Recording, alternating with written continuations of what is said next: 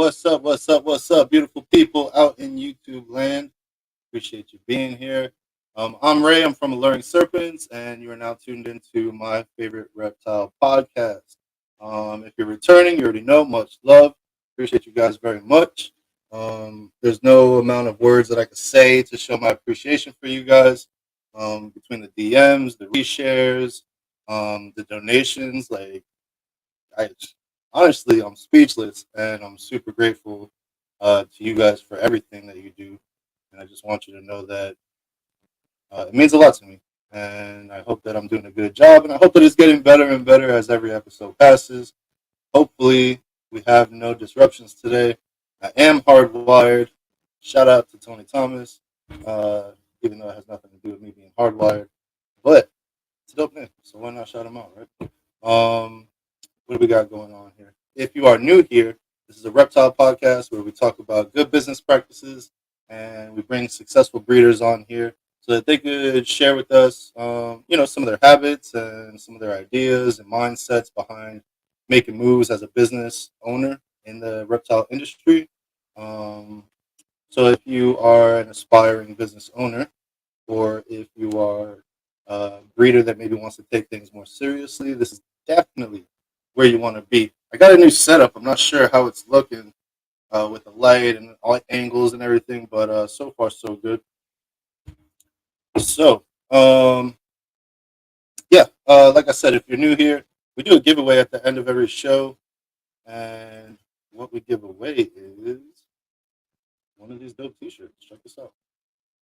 So, it's my favorite reptile podcast T-shirt for this specific drawing. We will be doing a episode 10 pipeline pythons custom, and here's my model. We got Pat Wizzy from Dragon Soul Reptiles. He was the first winner of our first episode, so that's what the t-shirt's going to look like. Appreciate you, Pat, for being my model for the t-shirt. So we do that at the end of every show. Typically the guest will do a giveaway too. Actually, Justin's going to give away a t-shirt too. So that's super dope. Get a pipeline t-shirt. I'm not going to lie, his t-shirts feel mad good. They're soft and good quality. So appreciate that. Too bad I can't join, but I already have one. So really, what else we got going on? Yo, let's talk about our episode sponsor. Appreciate you so much, man. We got Nikki and Ryan from Morph Valley Reptiles. Appreciate you guys like abundantly, man. This is 2 episodes in a row that you guys sponsored, and I couldn't be more grateful for you guys. So thank you so much for that. If you are, wait, where is it? Let me just make sure I got it right. Hold on 1 second. I just want to get the location down right.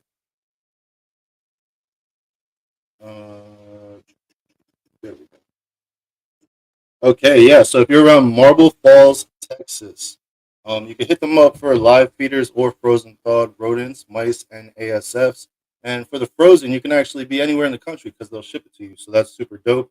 Um, Next year is when they'll start having ball python production. So make sure you keep an eye out for that. Definitely go follow them on Instagram. Shoot them a DM if you're interested in picking up some rodents. They said that if you they will beat any price that you have as long as you have proof of purchase from your rodent supplier, so that they know you're not pulling any fast ones on them. So yeah, super dope. Ryan, Nikki, appreciate you guys very much. So much love. And also, my boy's birthday just passed, so happy birthday to Ryan. Appreciate you, man. Hope it was a wonderful one. Um, so that's what's going on. Also, if you want to, you can support the channel by using Cash App because we're not monetized yet, so we can't drop any super chats, but you can donate through Cash App. So here, check out this ticker at the bottom. Hopefully, it does not make it lag too much. If it does, I will get rid of it. But episode sponsored by Morph Valley Reptiles. To support the channel, you can use Cash App, hashtag Alluring Serpents. If you'd like for me to shout you out, you can leave a note and say, "Hey, Ray, give me a shout out next show," and I got you. I have been getting donations. No one's leaving shout outs. So there's silent supporters, and I just want to salute. Appreciate you guys so much. It's definitely not free to do all this stuff, and your donations are definitely appreciated and go to good use. So thank you for that. Let's see what else we got going on. After the show, we got Hair Down Friday. So if you don't know what Hair Down Friday is, you could go to Keys Constrictor's YouTube channel. It's where a bunch of us breeders get together and we all talk about snakes and we show off snakes and we got people cutting eggs and we always have new guests coming on. So it's a real relaxed environment. You get to see some animals.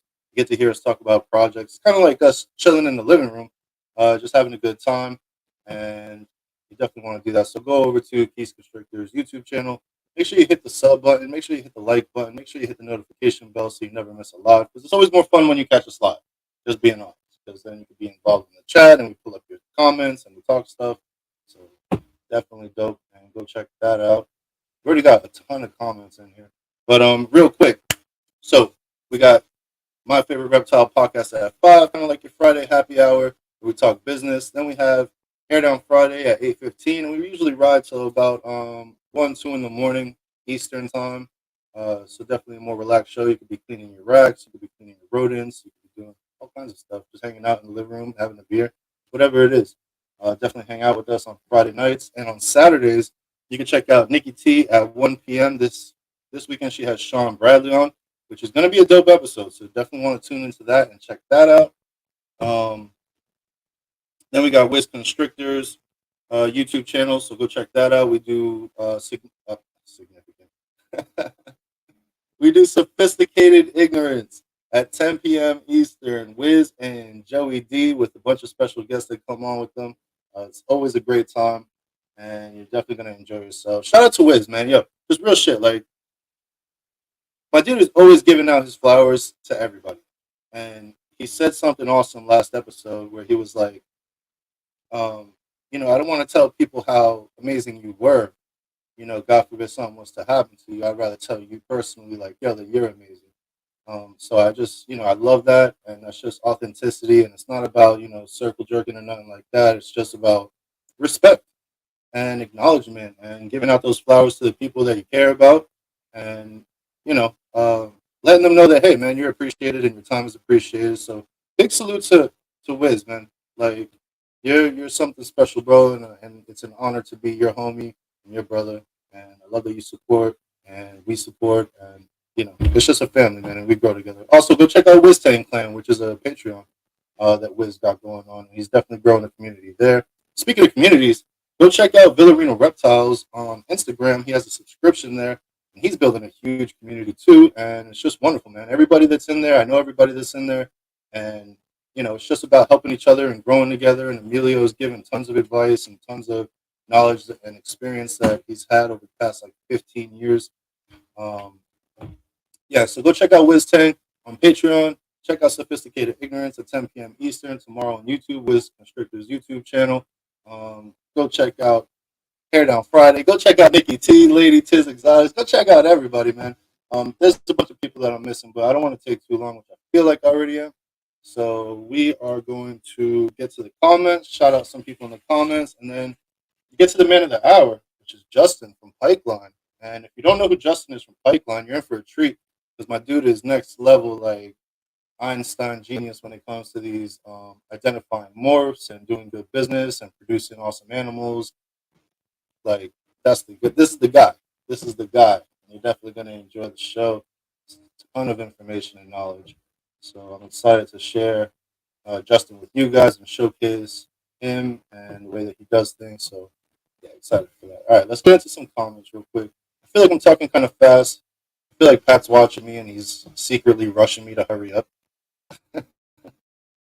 Yo, Morph Valley Reptiles, number one in the chat. And episode sponsor. Appreciate you. Yeah, you better be quick today. And shout out to from Windy City. He usually gives me shit about the way the comments come in on StreamYard compared to how they come in on YouTube.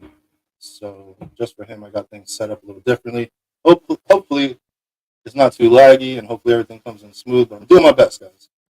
Next up, Brian, Ethan Hatchery. What's poppin'? Appreciate you being here, bro. Shane, Heads and Tails. What up, what up, what up? Yeah, I still got to get back to you about that ID and stuff, bro. Honestly, I don't know too much about puzzles, so I got to do research before I say anything. Bosa Reptiles, a.k.a. Bosa Balls. Let's go. What up, brother? Good to have you here with us. You already know. Much love. Eric's Morph Factory. What's going on, bro? Thank you for being here. Hope you did great at the show last weekend. The Vickers fam, Billy and Allie, what's going on? Appreciate you guys being here. Thank you so much. If you guys are new here, don't be afraid to talk in the comments. Everybody shows mad love. And don't forget to like, subscribe, and hit that notification bell if this is your first time here. Super dope. Appreciate you. Alex M, what's going on? Mitzi Ann, what's going on? JQ Ball Python. Yeah, Ball Pythons. What's going on, JQ? Yeah, happy Friday, man. Cheers to you. Hope you're having a great one. There goes my boy right there. Hair Down Friday. Keys Constrictors YouTube channel. Big bro, what up? Appreciate you being here. As always, you already know what it is. Let's see. What else we got? Creative Genetics. You guys on the East Coast make it so hard to watch your shows from the West Coast. I apologize. I apologize. Um, but it's what works with the schedule, and you can always catch the replay. And if you are catching the replay, leave some comments. Leave some comments. I think that helps the algorithm push it out there. So definitely leave some comments. I don't care if they're bad ones, good ones. Tell me how I suck. Tell me what I could do better. Tell me if you like the show. I don't know. Just say something. Say what's up. What else we got? Pressure Pythons. Justin, what's going on? Appreciate you being here. What up? What up? Happy Friday. You know what it is. Lady Tiz Exotics. Don't talk shit about NG Lessers. No, I'm just playing. Love you, sis. Appreciate you being here. Looking forward to your show tomorrow with Sean Bradley. It's going to be super dope, man. Hurry up, right? See what I'm talking about? uh, love you. Yo, Greg, Ripping Reptiles, what's going on? Appreciate you being here. What else we got? What else we got? What else we got? North Star Exotics. What's good? What's good? Appreciate you being here. Thank you. Don D, the Don Dada. What up? Appreciate you being here, bro. Everything is good. Everything is good. Hope everything is good with you. Morph Master J.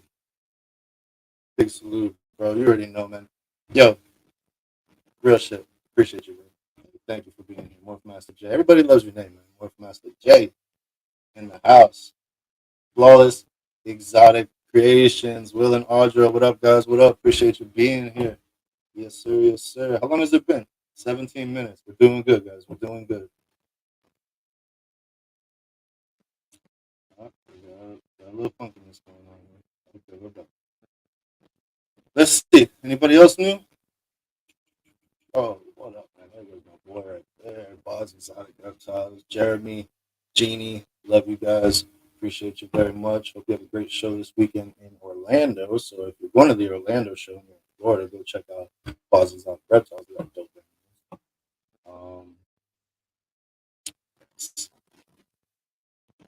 Garden State, Pete, man. Appreciate you being here, bro. Thank you for catching the live. It's dope. Thank you, good sir.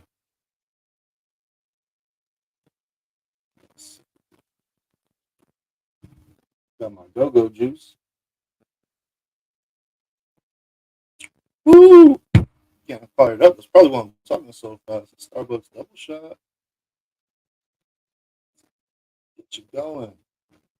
Uptown, girl. All right, looks like that's everybody. Creative, what's popping? Appreciate you being here. You already know. Happy Friday. Justin's probably in the back like, yo, race taking forever. Eric B. No Rock Chem. Appreciate you being here, Big Dollars. Fucking get it. Big D's, Pythons, what's popping? Big D won last weekend, or one last week. Antoine's giveaway. So that was super dope, man. Congrats again, bro. Oh, there he is. All right, we'll end it with this guy right here. Villa Reno. Peace and love, bro. Appreciate you being here. You already know what it is. Give you a shout out earlier. We're talking about. Oh wait, we'll end it with this guy right here. We're talking about your subscription to the V Unit on Instagram and how it's just a beautiful community that you're building, man. And super proud of you, bro. And love you very much. You know what it is. Big dog.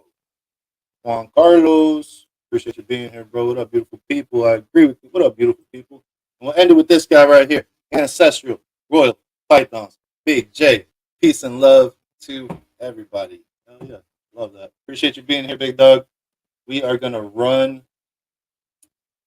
the intro video, and I will be right back with my my brother, our homie, Justin from Pike.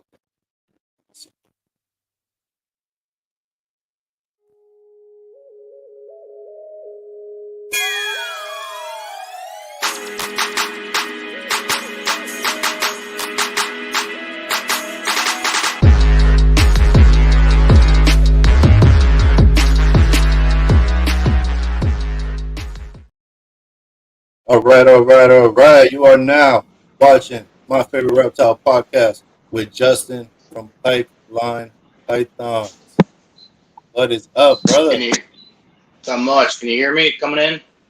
Oh yeah, you're coming in super clear, man. Okay. Awesome. Sounds good. I feel like let me get on your level. Hold Yeah. on. All right, there we go. Yeah. Try to. There's where it should be. Got my own Yo, background.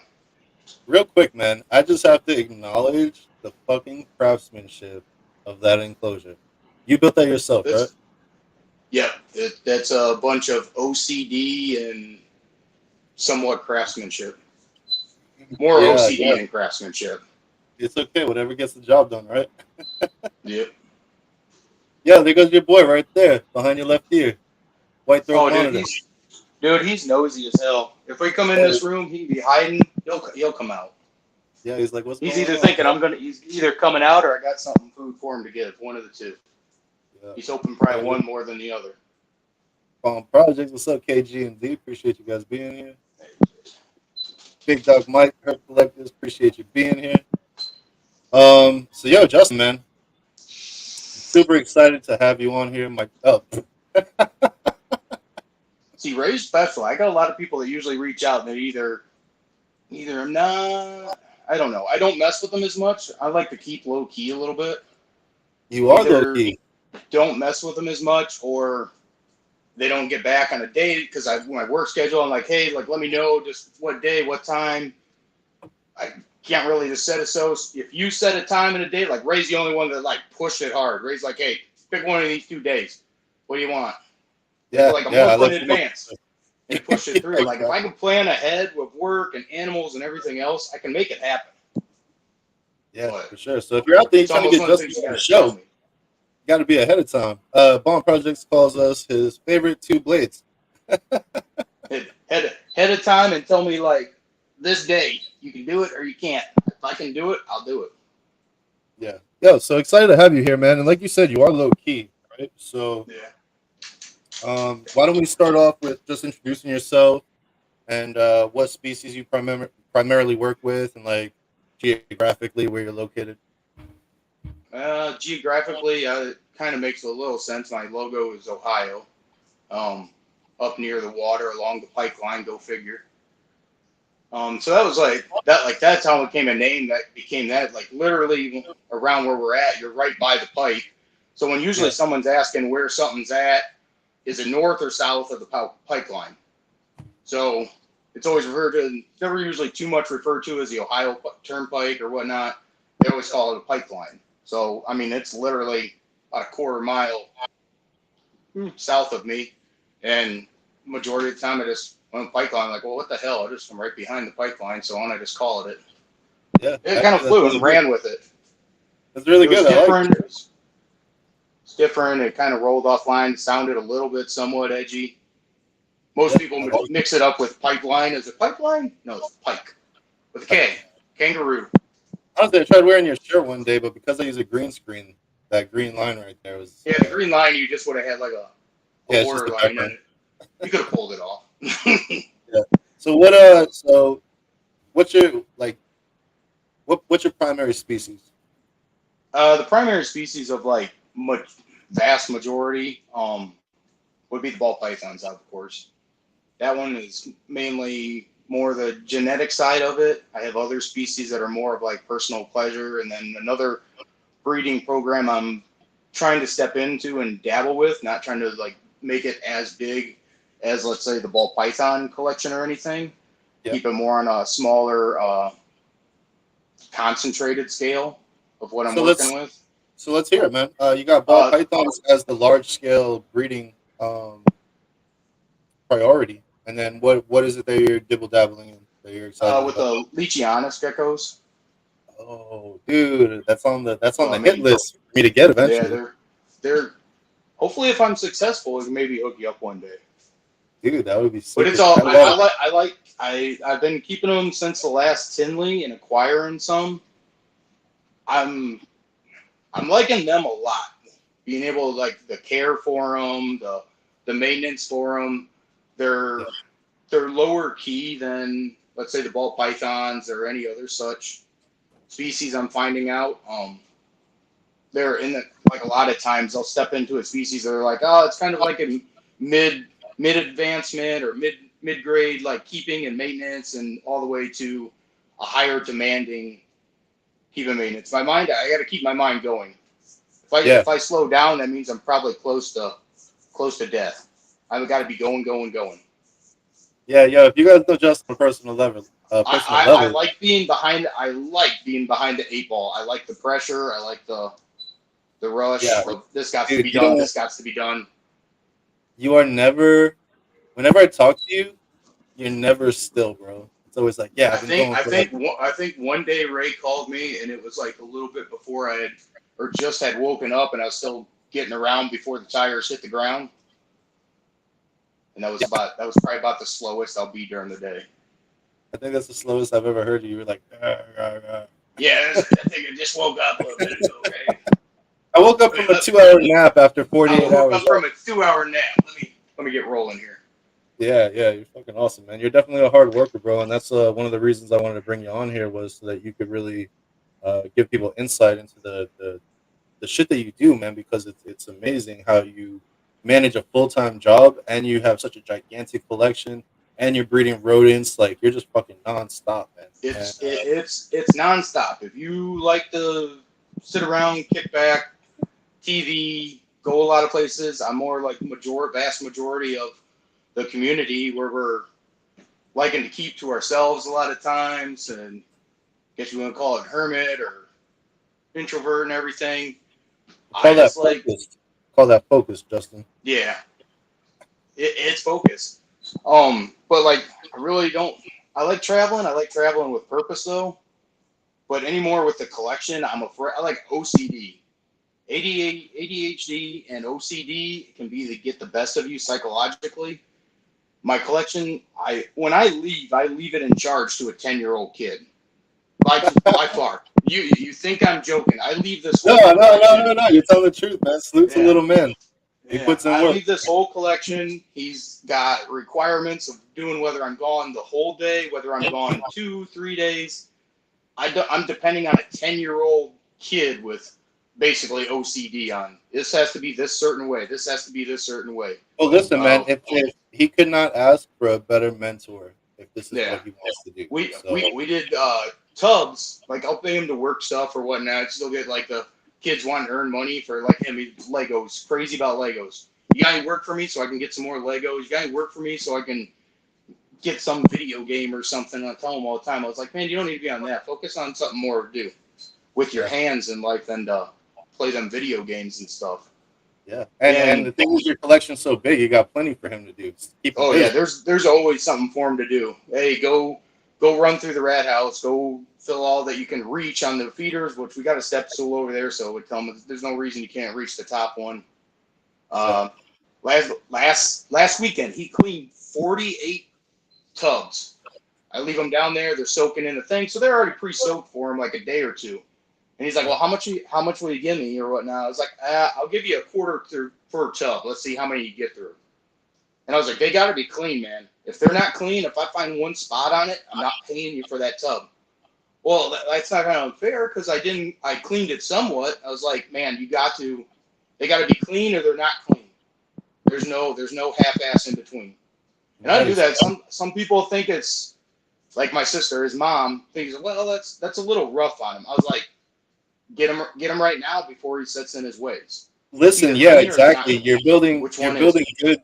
good habits for him to a guideline of good habits for him to have. That's exactly. I try to get a good habit on him. So whether like water bowls, if it's like he opens a tub, like sometimes he'll be down there opening tubs. It's like I don't care if you just replaced it the other day when you were here or not. If we see a dirty water, get it out.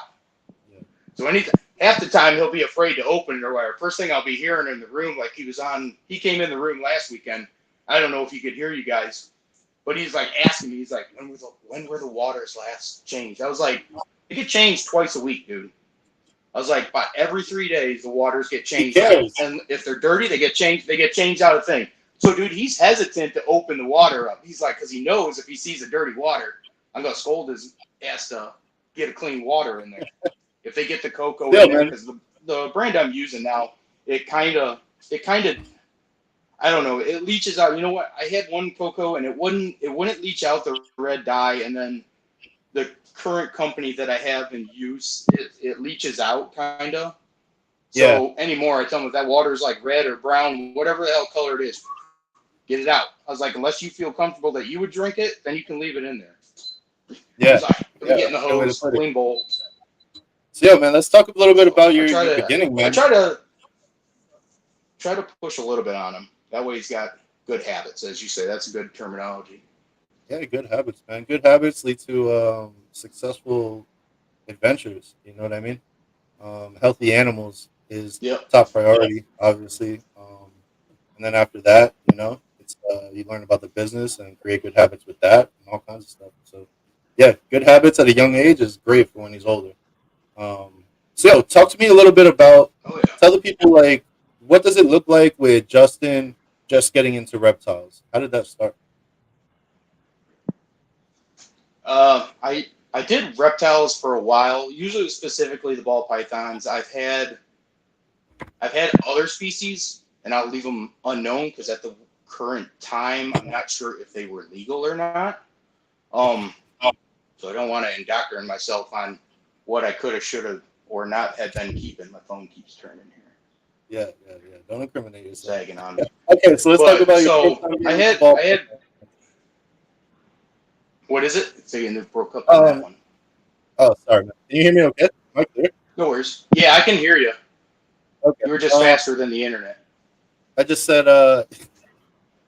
what does it like when you first saw your first ball python? Like, what does that look like? Like, let's start there, and then we'll get into more heavy stuff as we It go. was it more was like a just as a keeper, just a keeper. I really didn't have like any set vision to be like, hey, I wanna breed these things. It was kind of maybe pre 15 before I started considering breeding. I've kept for years, but not near the scale that I was. Yeah. And So let's then talk kind about of like that. seeing When did you first see your ball python? Like a ball python, and was like, the you know, first ball python, I was probably, I think, my sophomore or junior year of high school. So we're talking like late 90s. okay. And Were you at a then reptile show, or was it like a buddy that had one, or was that no, your it own? was like the common thing of like the Petco, the PetSmarts. It was there. I had other species at the time, and I really didn't have a snake, and it was something that was supposedly easy at the time. But I mean, you're getting one. Sometimes you get ones from certain said stores, and they may be in the best health, or they not the most informative of like how to actually keep them. Yeah. Yeah. I got the spiel of, hey, 10-gallon aquarium, a heat light, the red light. I started out like that until I actually started going more to local shows within the state, and then hey, like I do this and do that, and people kind of opened my eyes to that's not how we really keep them. Hmm. Uh, there you can do terrariums and everything, but we have a higher success rate of racks or more engaged terrariums, or vivariums or whatever you want to pronounce or word them or what you use. So then I kind of opened the doors and eyes of keeping a certain different way other than aquariums. Now people have some success with keeping them in aquariums. Mine personally wasn't. So when I switched to, I've done them both. I've done a vivarium or enclosure style, and I've done the rack systems. I currently use the rack systems just because of quantity of space and you're breeding, um, Right. capitalizing on the most real estate that you can. Obviously, a rack is going to do more for you and give you more options moving around if the animal went off feed or you're breeding it, making it feel more secure in its habitat. I like having that versatility. I think I run like 1, 2, 3, 4. I think 6 different tub sizes. So, and there's usually always one available to where if an animal is going off feed, or I know for a fact a certain animal can go from a 70 or a 40 with some of my males, I'll drop them down to just a 20, like an FB 20, and they will eat all through the season. Yet had I had them in whether a 70 or 40, I've come to learn certain males during breeding season, they will not eat in them tubs. But if you put them in a 40, man, line them up, they'll knock them down. You can feed them. So I feed males. Usually, I only do like pup size max, like weans, unless they're coming out of the season. I yeah, that's may right. give them a small, but I don't want to. I don't like to keep my males heavy. Right. Yeah. Yeah. I'm the same way. I give them weans when I'm feeding my Yep, males. that's usually the max. And even if they're not breeding or they are breeding, if I notice that if they're a hit and miss, I'll do like a hit and miss. One week they eat, the next week they don't. Those are ones I'll usually do like a wean on. But the ones that are like hitting every week, man, you get nothing more than a pup. Yeah, it's wrestling time. You got to cut weight. Yeah, You got to definitely. keep it down. It's kind of like being an athlete. You're gonna have an athlete outperform somebody who's overweight. Yeah, that's So basically you're wanting it to be like in a performance body stage. Keeping the lean down so they don't become lazy, overweight, sluggish. I mean, it will happen. I've tried using it. I always used to hear people say, you got to get them this size. They got to be heavy bodied. So when they go into it, I only find it like their first year or so, if you're doing the breeding with them, that they'll usually kind of go off feed. I got males that I've used for 4 or 5 years for breeding that they don't care anymore. They've got the age, they've got the maturity. They'll eat all through that breeding season. yeah, I And got a male like I that, think man. that comes with more of the routine and the age and maturity of the animal. You use a new male, he may eat, he may hit and miss, he may every 3 weeks, every 2 weeks. He may not want this size, he might not want this size. I mean, there's so many variables that people don't take into consideration. They'll just be like, hey, it's not eating. Try changing the Yeah, food source. Try changing the time. Try changing it. Same thing you would do as if you had an animal that wouldn't eat.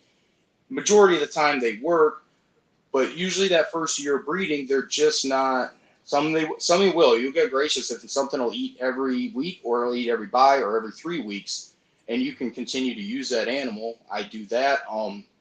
Generally in my, I guess, protocol with my males, like I'll weigh them before I even start breeding them and mark that on their tub. Here's your entry weight. I will breed them, and if they go off food, I will still continuously breed them until a 10% loss, a 10% body mass loss. And once they hit that 10% body mass loss, they get benched. They get benched until they eat about 1 or 2 meals. So right. That's a good way to put it. they I've don't never heard someone whether they say, don't eat anymore, then they could be benched yeah, for the season. I have had it to where I've rolled the dice and I've had a girl hit her follicle size, and it was being specifically bred to that male, let's say. It was a little bit dicey, but I got one. I'm like, you're one and done. You're going to get one more lock, and then you're back to bench like this. I'm even pushing the envelope here. Those turned out fortunate success. The male still continued on to eat, and I think about 2 months after his last lock, that was the Holy Grail shot, Hail Mary shot, not Holy Grail, but Hail Mary shot, and then she ovulated, I think 2 or 3 weeks after that lock, and then a couple months later, 2 months later, the male started eating, the female was eating about 1 week after lay, and everything worked out. But I know some individuals, they don't have as much success doing or having that issue, or they're maybe not watching the weight as much. They know the weight's cutting, but they may have gone, in my opinion, maybe they went past the 10% and they're like in the 20, which is my main focus on that animal then is trying to get it to eat yeah. No, that's good for that you said that, maturity man. Because wise. we don't typically hear people say how much body weight a male loses before they And feel that like and that they have may to even bench. be extreme. Yeah, But I ten know I percent. know I know that's what works for me, and I feel Yeah, safe at. Um, good. Maybe a new male, I might lower that 10%. Just know it depends, and it always depends on each animal that you work with. Because I can tell you now, from having like a 300 plus collection at one point, and I've worked down, I think I'm just a little over 2 right now, except for after next month. I think I got nine or 10 clutches that are going to pop out by next month, hatch out. So that'll bump it back up, I'm sure. Yeah. Um, And but wait, real quick, each, before we get too far ahead of ourselves, yeah, I want people to see like the steps that you took to educate yourself at the beginning, right? oh, So let's say like, okay, you found out about ball pythons through these pet stores. You found out about shows. You started attending shows.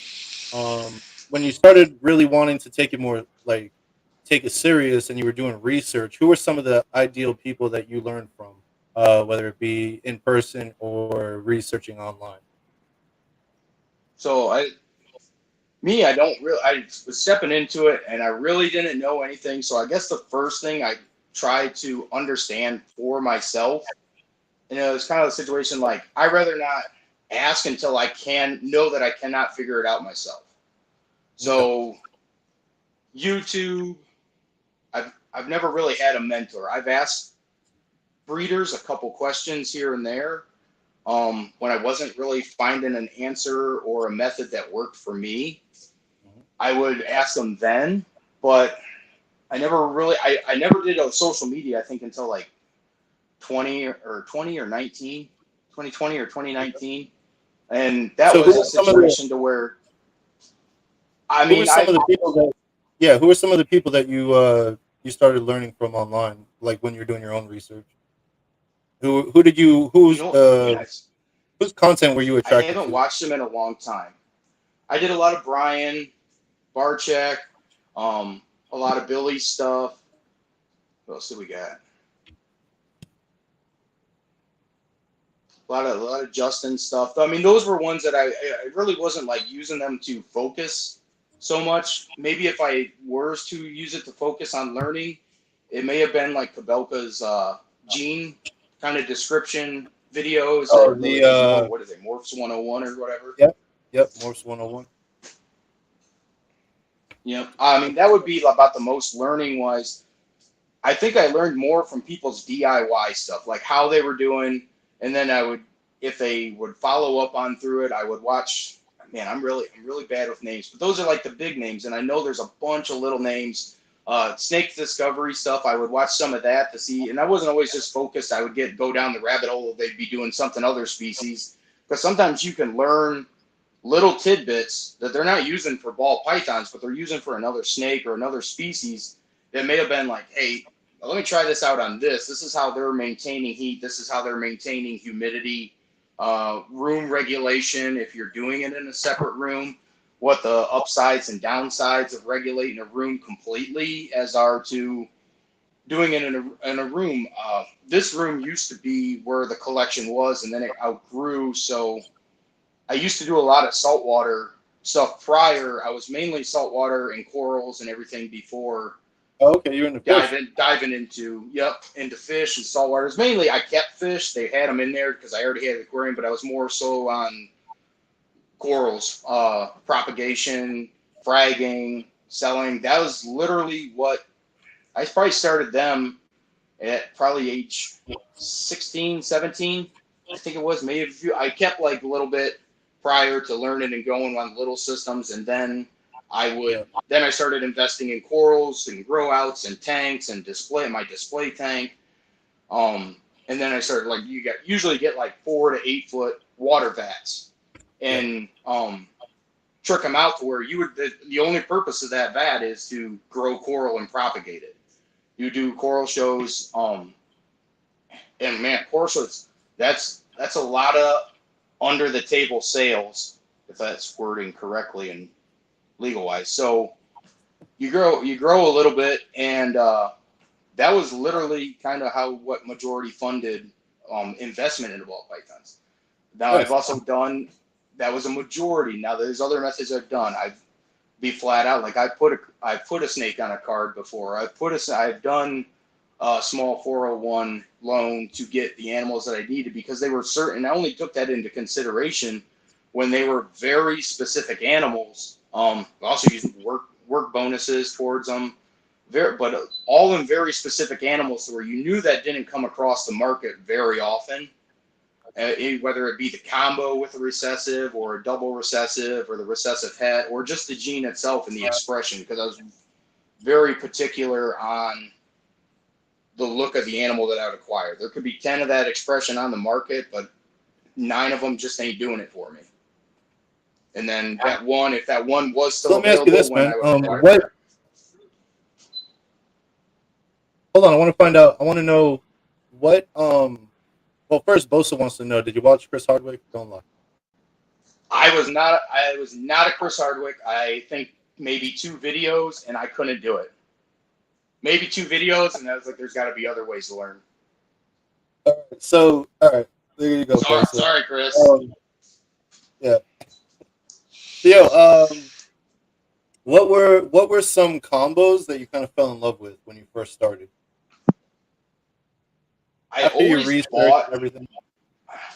I always bought bright jeans, but I always had a draw towards the dark morphs.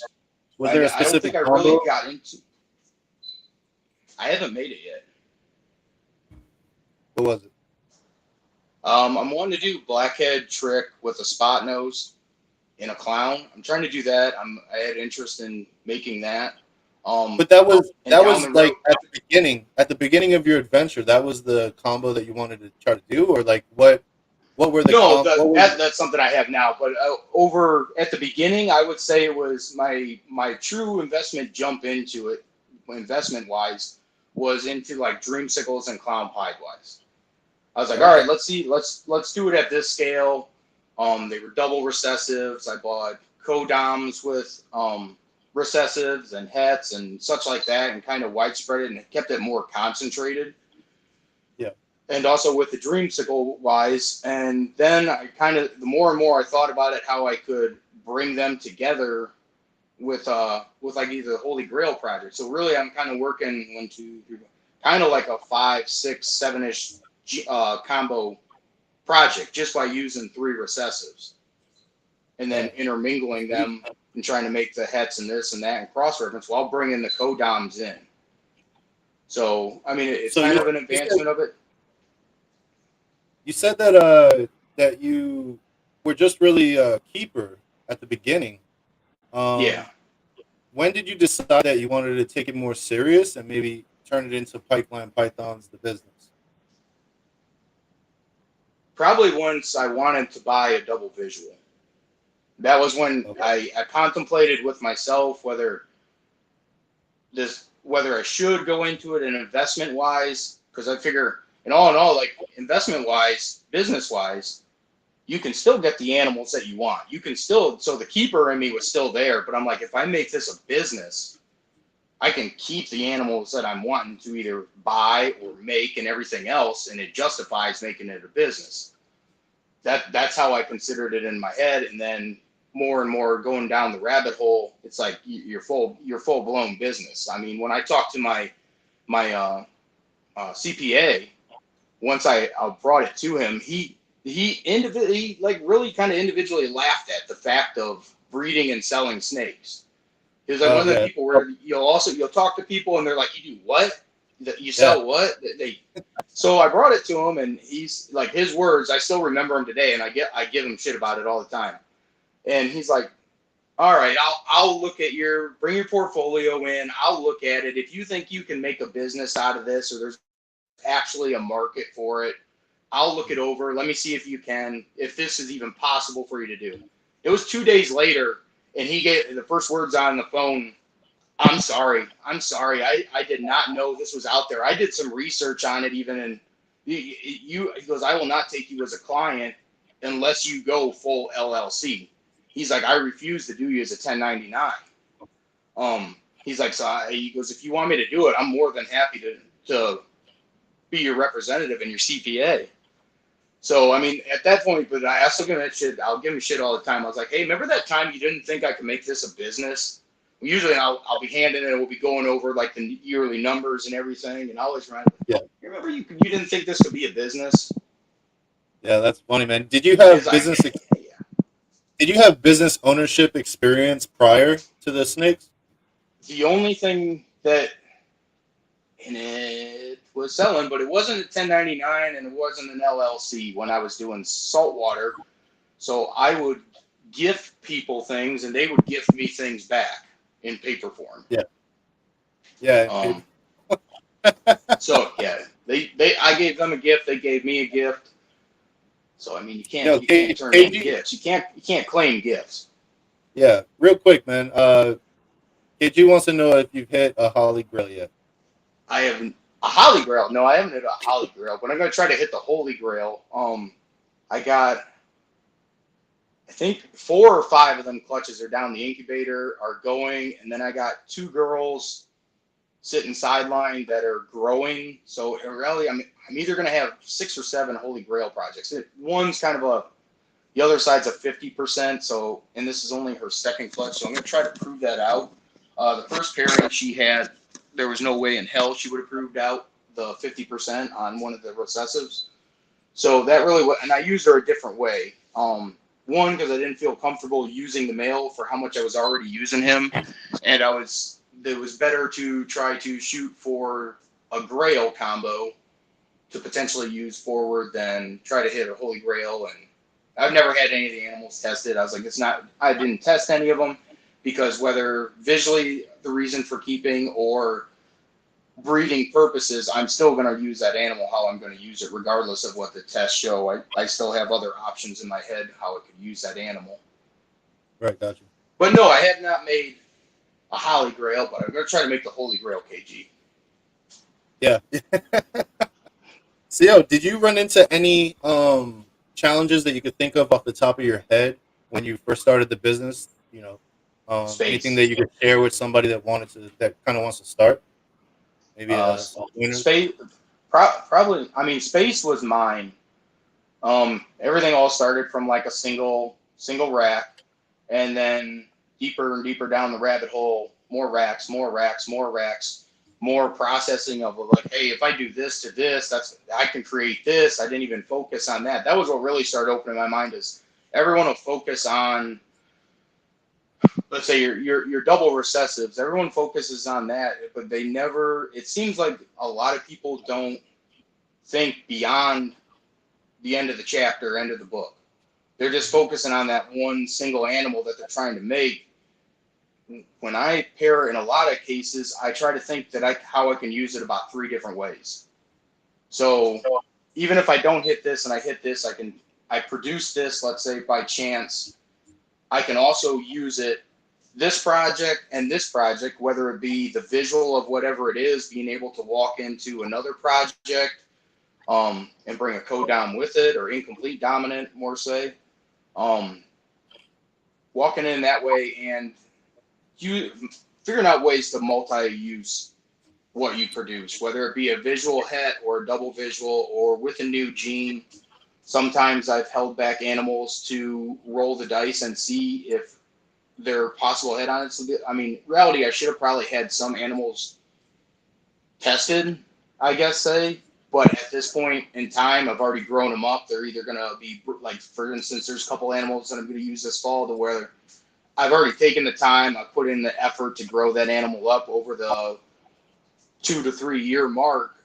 I'm still going to breed it just to breed what I want to try to prove out in it. Whether I want to try to prove out in it, and if it don't, that animal is still probably good for 1 to 2, maybe 3 projects, even if Yeah. it doesn't prove out on it. So that's great advice, man. For people that are just getting started or they're entry level breeders, don't just go for what's already out there. Have the vision to see it past the point that it's at, and focus on the 3 year mark or the 4 year mark after. Right? That's what you're saying. Yeah, that's what try like they'll deal with people all the time. Hey, don't plan for 3 years. Billy said it a lot. A lot of people said it.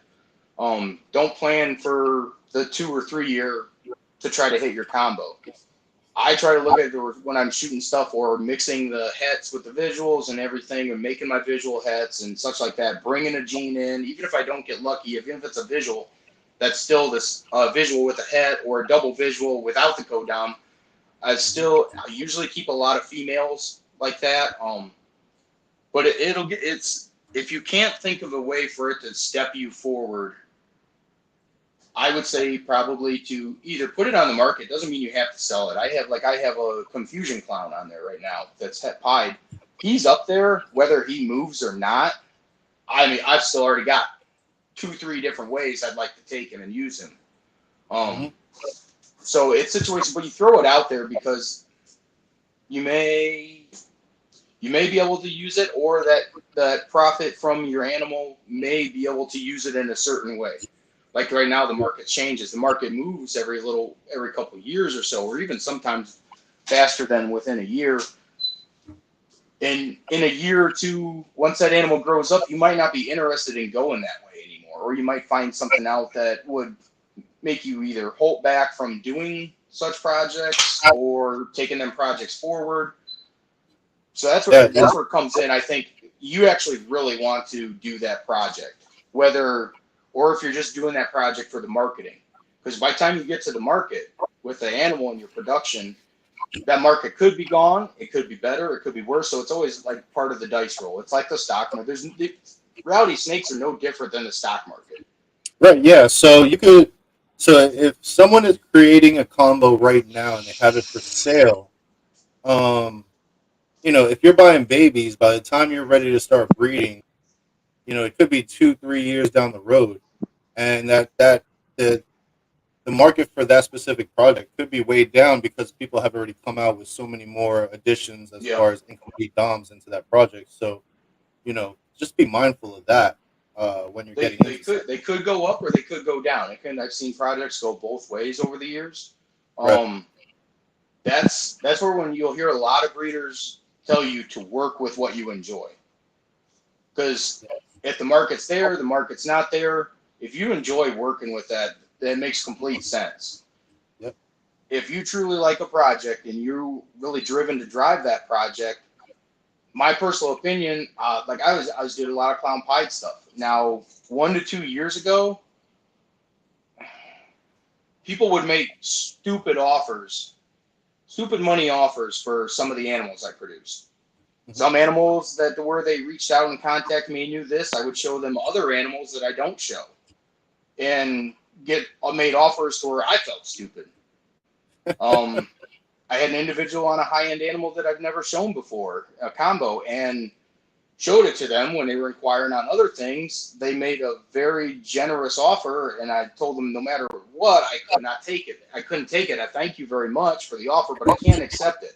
That Yeah. Right. individual, that individual on the phone told me I don't know if you're allowed to say the word. Um, Yeah. You can curse. I'm not monetized. basically told me I'm a fucking retard. That was literally what he said to me on the phone for not selling the Oh, animal and taking the offer. Now that animal, market wise, I think would have probably have drastically dropped.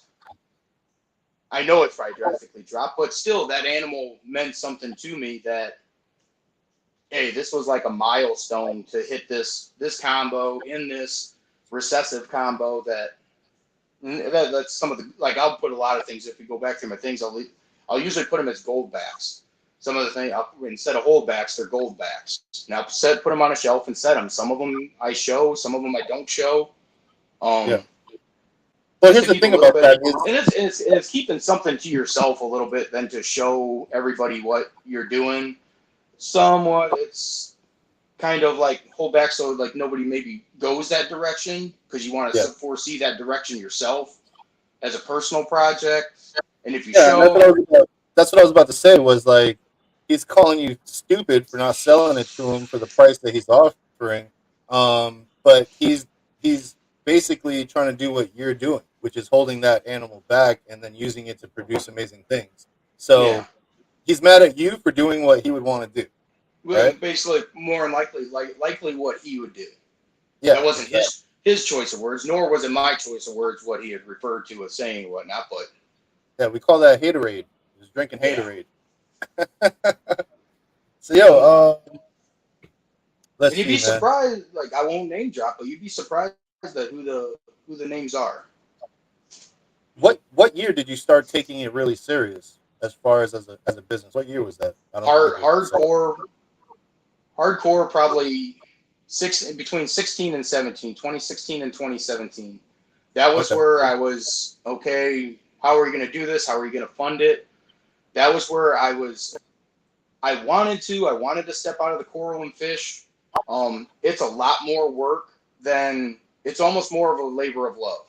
It does fund you to do other, just like the Right. snakes, it does fund you to do other things, but it was profitable, but it wasn't at the same time. But I guess I could say that about the ball pythons in some senses, depending on your projects, what you're working with, your passion for the work, the projects.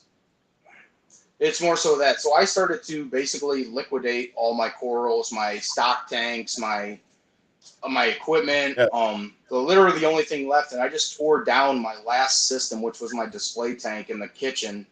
Um, and sold off the contents, and all that's left is basically the equipment. I got the tank, the equipment that ran it, and everything, and I still haven't even I don't know if I want to fully get out.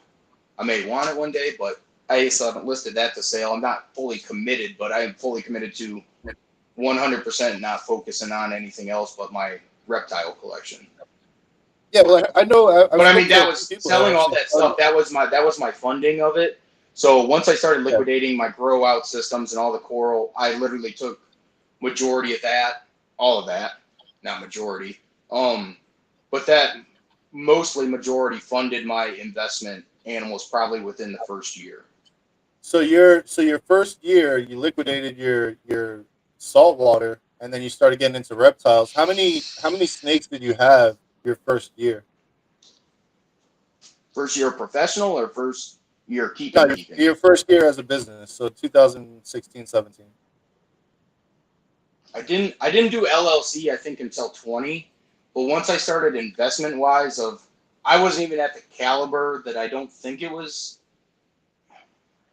knowing that I was going to be a business at the time. I'm like, oh, I can just do a 1099. I won't be fully committed to it and whatnot. And I just kept buying and buying and buying, and I would think of a new combo, and I'm like, okay, we can take this down this way, we can take this down this way.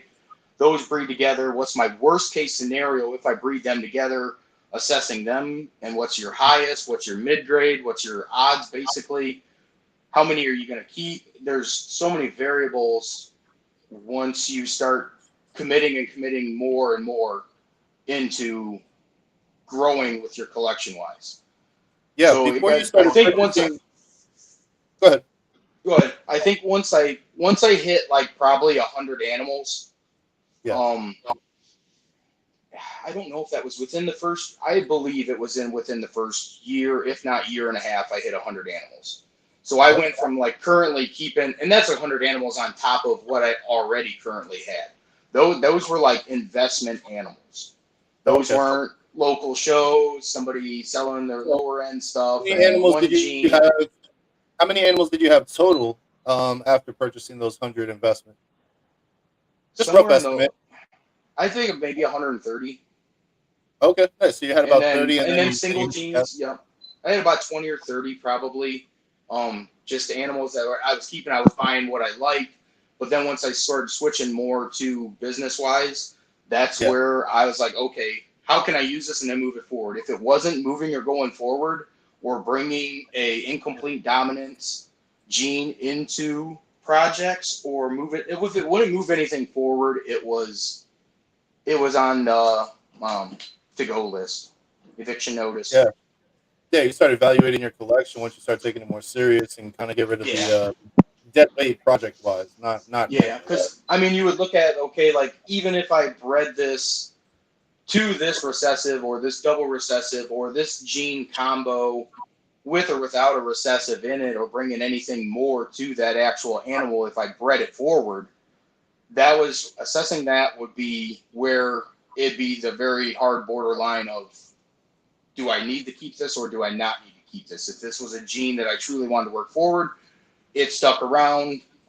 It served a purpose. If it was something that I bought because it looked pretty and I wanted one in my collection, I would sell them. I would let them go, and then Yeah. either I would move in a different direction, or I would find that gene with a het or a visual with a het, or just a visual with the incomplete dominant on it. Yeah. How many clutches did you have that first year where you started taking it more serious? I think I want to say I did. I think I had 9. I think I had 9 my first year. Now, technically, the first year attempting to breed, I had no success. I think I tried breeding 4 or 5 animals, which they were given the signs. I didn't have an ultrasound at the time. It was kind of just shooting from the hip. I tried breeding about 4 or 5 animals, had no success with it. And I'm like, and psychologically, you're thinking like, shit, I've done a lot of investment in this. Is this, you start questioning, are you capable of doing this? I'm like, damn, they think everybody says it's easy and stuff. So this can't be that damn complicated. I mean, people are trying to see kids having clutches. Where am I messing up? So you start hardcore focusing on your keeping. That was when I turned and fully dedicated this room, basically. Yeah. In my focus, I wasn't non-focused. There wasn't any sound barriers. There wasn't any. It was controlled temperature in this room. Started focusing more on the smaller details of keeping them. Like, okay, geographically, they're here. Their geographic location might give them benefit of the doubt of being more controlled environment, right conditions. Maybe it's that. But I mean, that was where I really started focusing on the details, I guess, more. So once I did that and just like focus on this was basically, it was a make or break situation. The next year, I'm like, I'm just trying to have like one successful clutch. It ended up being about nine of them, and a lot of them projects I was hitting double visuals with codom. So once that hit, that was the shout of nitrous. That was a shout of nitrous. You can do this. You just gotta focus and not. That was, I guess, more getting the mindset of you can't half-ass anything. You got to be on top of everything. Yeah. Whether That's where because that OCD kicked in, right? yep, the OCD kicking in, and how do I want to phrase it? Not that you weren't focused, but the caliber of having your time, your resources, and your focus and drive of what you're doing. When the collection gets larger, everything becomes more of a challenge. Everything is more of a challenge. Keeping 10 snakes is not the same as keeping 100. 100 snakes is not the same as keeping 200. So the focus and being capable of learning and moving to that, if you're growing, moving to that capability to, hey, I got to do this. This has to be done. This has to be done, and basically making sure it gets done. That's a Yeah. factor of can I do this? Can I I can I think go to the first this? Can I detail. keep this many animals? Did you okay, so your first real season you had 9 and you're hitting double visuals, which fucking awesome, man. Salute to you on that. No. What And has been in a lot your of cases, I wasn't trying to. I was just trying to either make a visual head. I would have been happy enough with that. yeah. What's been your biggest season so far? What's the most amount of clutches that you've had? Probably this season. I tried to stay under 15 because it was I know it's manageable, and some projects that I was doing that I guess you would consider them as like a cash crop. Moving how things were moving during COVID and everything, I pulled out on probably easily 50% of the clutches that I was doing, changing it to I was gonna woulda shoulda coulda been over 20, trying to shoot for 10, but I've blown I haven't blown past the girls are blown past that number for what I Yeah. was trying to do. Because I quit breeding some girls months ago, So you're and saying 15 is probably the biggest so far this season. it's gonna be 19. I'm hoping I don't 19. go Okay. over 20, Okay. but Damn. there's a good chance there's girls gonna hit later So in the season. let's talk about your clutch potential. When you're doing pairings and you're looking at clutch potential, do you have a base um, financial look at the clutch as far as like, okay, this the lowest thing I could hit is this, and this is the value of it, and the best thing I could hit is this, and this is the value of it. Do you look at the prices of what you could hit? I don't even look at the high end anymore. I look at what's the worst, not like worst case scenario, but that's what it is. Your lowest odds scenario. That sounds Right. weird.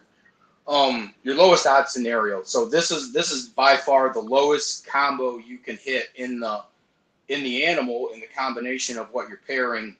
When I assess that, and depending on if I know how many eggs are in her, actually, if my nephew tells me how many eggs are in her, because he's the only one that ultrasounds, I don't ultrasound. I turn it on for him, be like, knock yourself out. Hit the ones with the tags on the front of the tub. Yeah. And he'll tell me, he writes it down on the front of the tub. It's like, I don't know if it's like a game firm or whatever. I'm not very good at finding them. He's better than I am. That's sad to say when you're 30-some years old and a 10-year-old's making you look bad. He's called me out on clutches before to where I didn't even think they were gravid, and he's called me out on 2 clutches now. He's like, he was feeding, and I was like, that girl's not going to eat. She's on strike. I don't know why she's on strike. I said, maybe because she's too heavy. She's too heavy or something. She's got too much fat reserves. And he's like, oh, that's because she's gravid.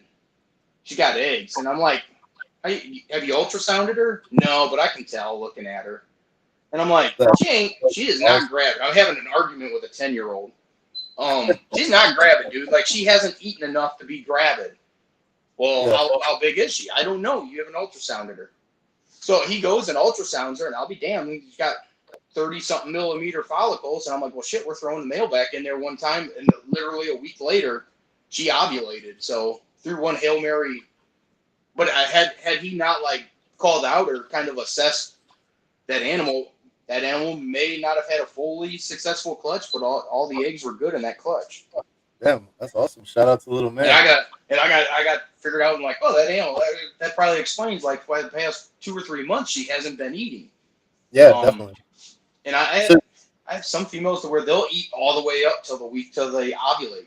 And then I've had some animals, man, as soon as they shut down and they don't take, I know usually a ballpark of they're 6 weeks out from shedding and ovulating. They're 8 weeks, they're 12 weeks. I got one girl, she'll shut down 3 months. I have one girl, she only eats maybe the 3-4 months before she lays. Other than that, she'll eat only them couple months before lays. After she lays, you might get her to eat 3 meals. Yeah. Until so even with the ultrasound, super important for people to know, like, learning your animals. Every animal is different, and they have their own personality traits and their own habits, and really understanding your individual. Yeah, each animal is an individual, and you have to learn that animal so that you could maximize its potential, right? Yeah, I've come across animals where they got certain habits. They won't eat. They won't breed if their coconut's dry. If it gets too dry, it can be. Well, and I got a male down there now. He likes to live in the swamp, and I literally have to change his bedding because he won't eat. If you put him in with like how your normal ratio mixture is with your water and your coconut, and there's kind of 50%. If that cocoa goes dry, he is not eating that week. If you make it a swamp, because usually the majority of this animals, I'll throw the water in the back on the heat side. No, if you don't do the whole freaking tub and make it wet, and that bedding goes bad quicker. He'll pack it down, he'll do all that. So I mean, he's literally getting a change weekly, if not bi-weekly, because doing that, keeping that animal that wet, you have to be cautious of scale rot and everything. Yeah, and mold growing on the cocoa, right? Mold growing, exactly. Mold growing. I usually the mold goes quicker because he's also in a space in the rack to where the ventilation's not as high. Yeah. Do you think that that mold on the cocoa maybe has a higher potential risk of respiratory issue or something like that? I'm just randomly thinking out loud. What do you think? I mean, it could. I don't want to say like from our conversation earlier that I've never had this or I've never had that kind of scenario because Murphy's Law will find you out. Yeah, don't say that. Don't say that. So I personally can't say whether it would or wouldn't. I don't think that it's probably good for their health if you have some mold on the coconut. If you do, and you don't want to change out the whole thing, let's say it's just in one zone. Me personally, how I would have it or how I would deal with that situation was I would take that section of the tub out, if not do a full change, depending on what the severity of is when you're looking at your tub.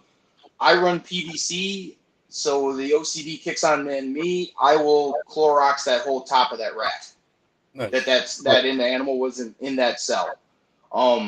just in case there's any mold spores that have gone or grown. I don't see it. I look under there. I've never seen mold on the PVC. I think it's mold resistant.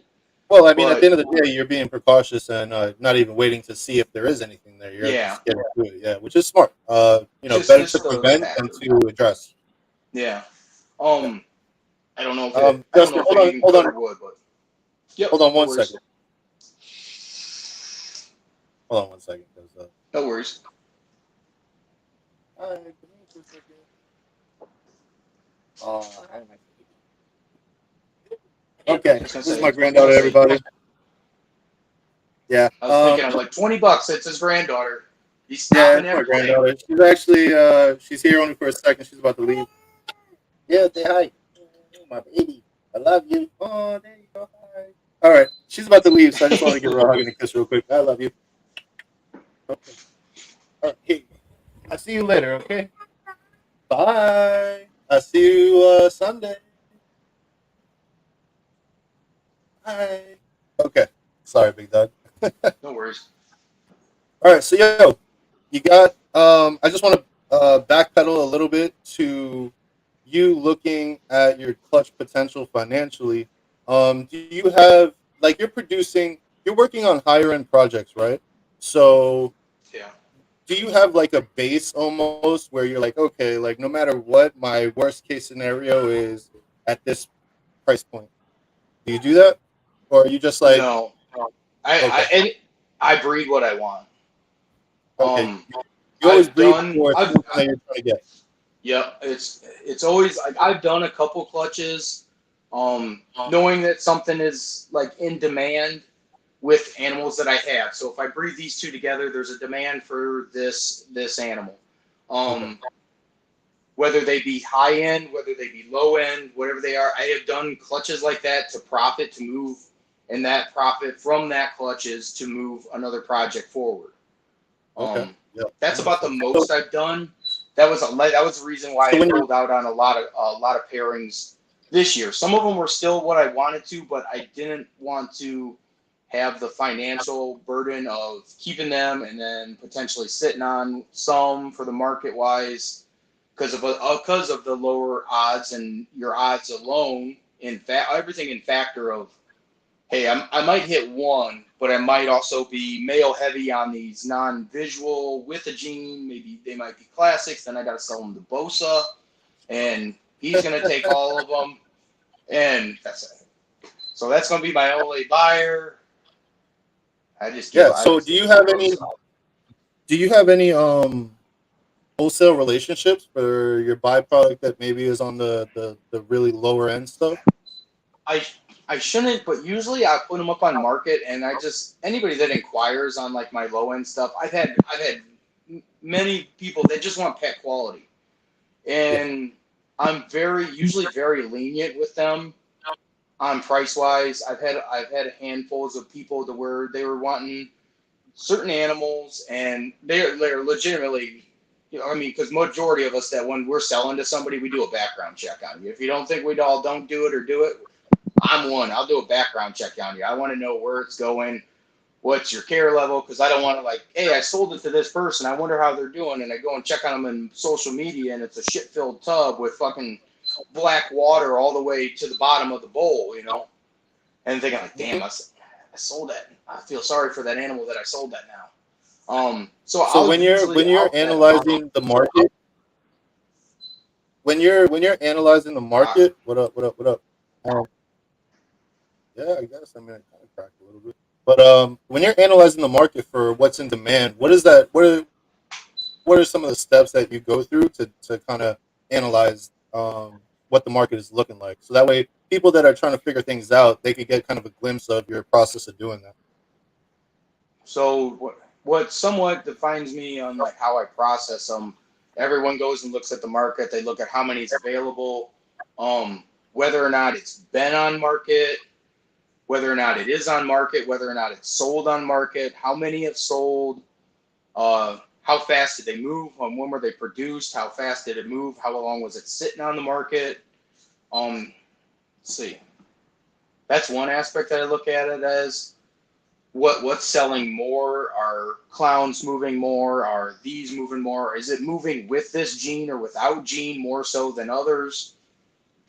Excuse me. And it's a lot of variables. I'll say that a lot about everything because I'm focusing on like one thing, but I'm looking in 10 different directions to come up with it.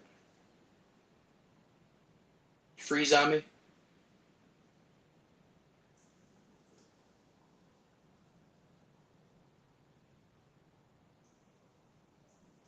Did I lose? Did it? I don't even got the comments on here.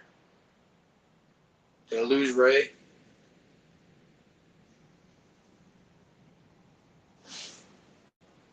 Y'all bear with me if you're still here with me. I can't see your comments because if I fire this up, I might create lag. Or whether I need to exit or jump back on.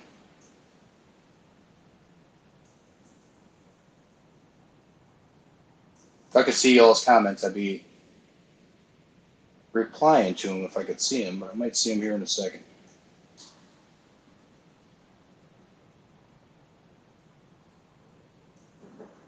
Am I still on the show? Somebody reply.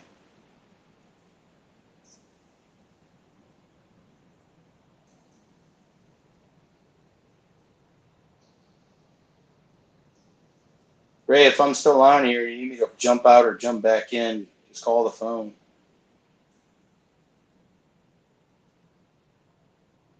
All right, I'm still on here. That son of a bitch left me high and dry. All right, now I can see comments, but if I go laggy, then we'll just blame it on Ray. So we'll blame it on that. So if anybody else has it, I'm not sure if Ray can get back in or not, or if he's having technical difficulties. Can answer questions. I got the retics in here. I literally just fed them this morning because I plan on going away up to the Schomburg show. Morph Valley Reptiles. Tell Ray to get me high. I can tell him that. Maybe. Hopefully he'll know. Eric, I am not singing. We do not want that bullshit happening. Just going to say it. Show some animals. I think this bugger, he got bored. He was up here the whole freaking time. Oh, there he is. Get him a treat.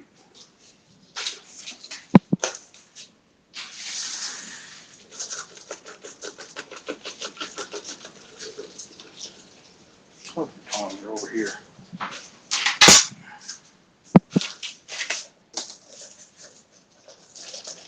Come on, you bug dumpster.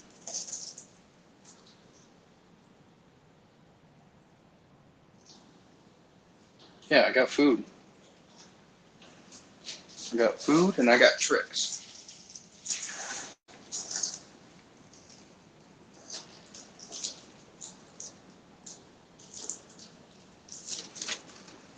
That's the trick.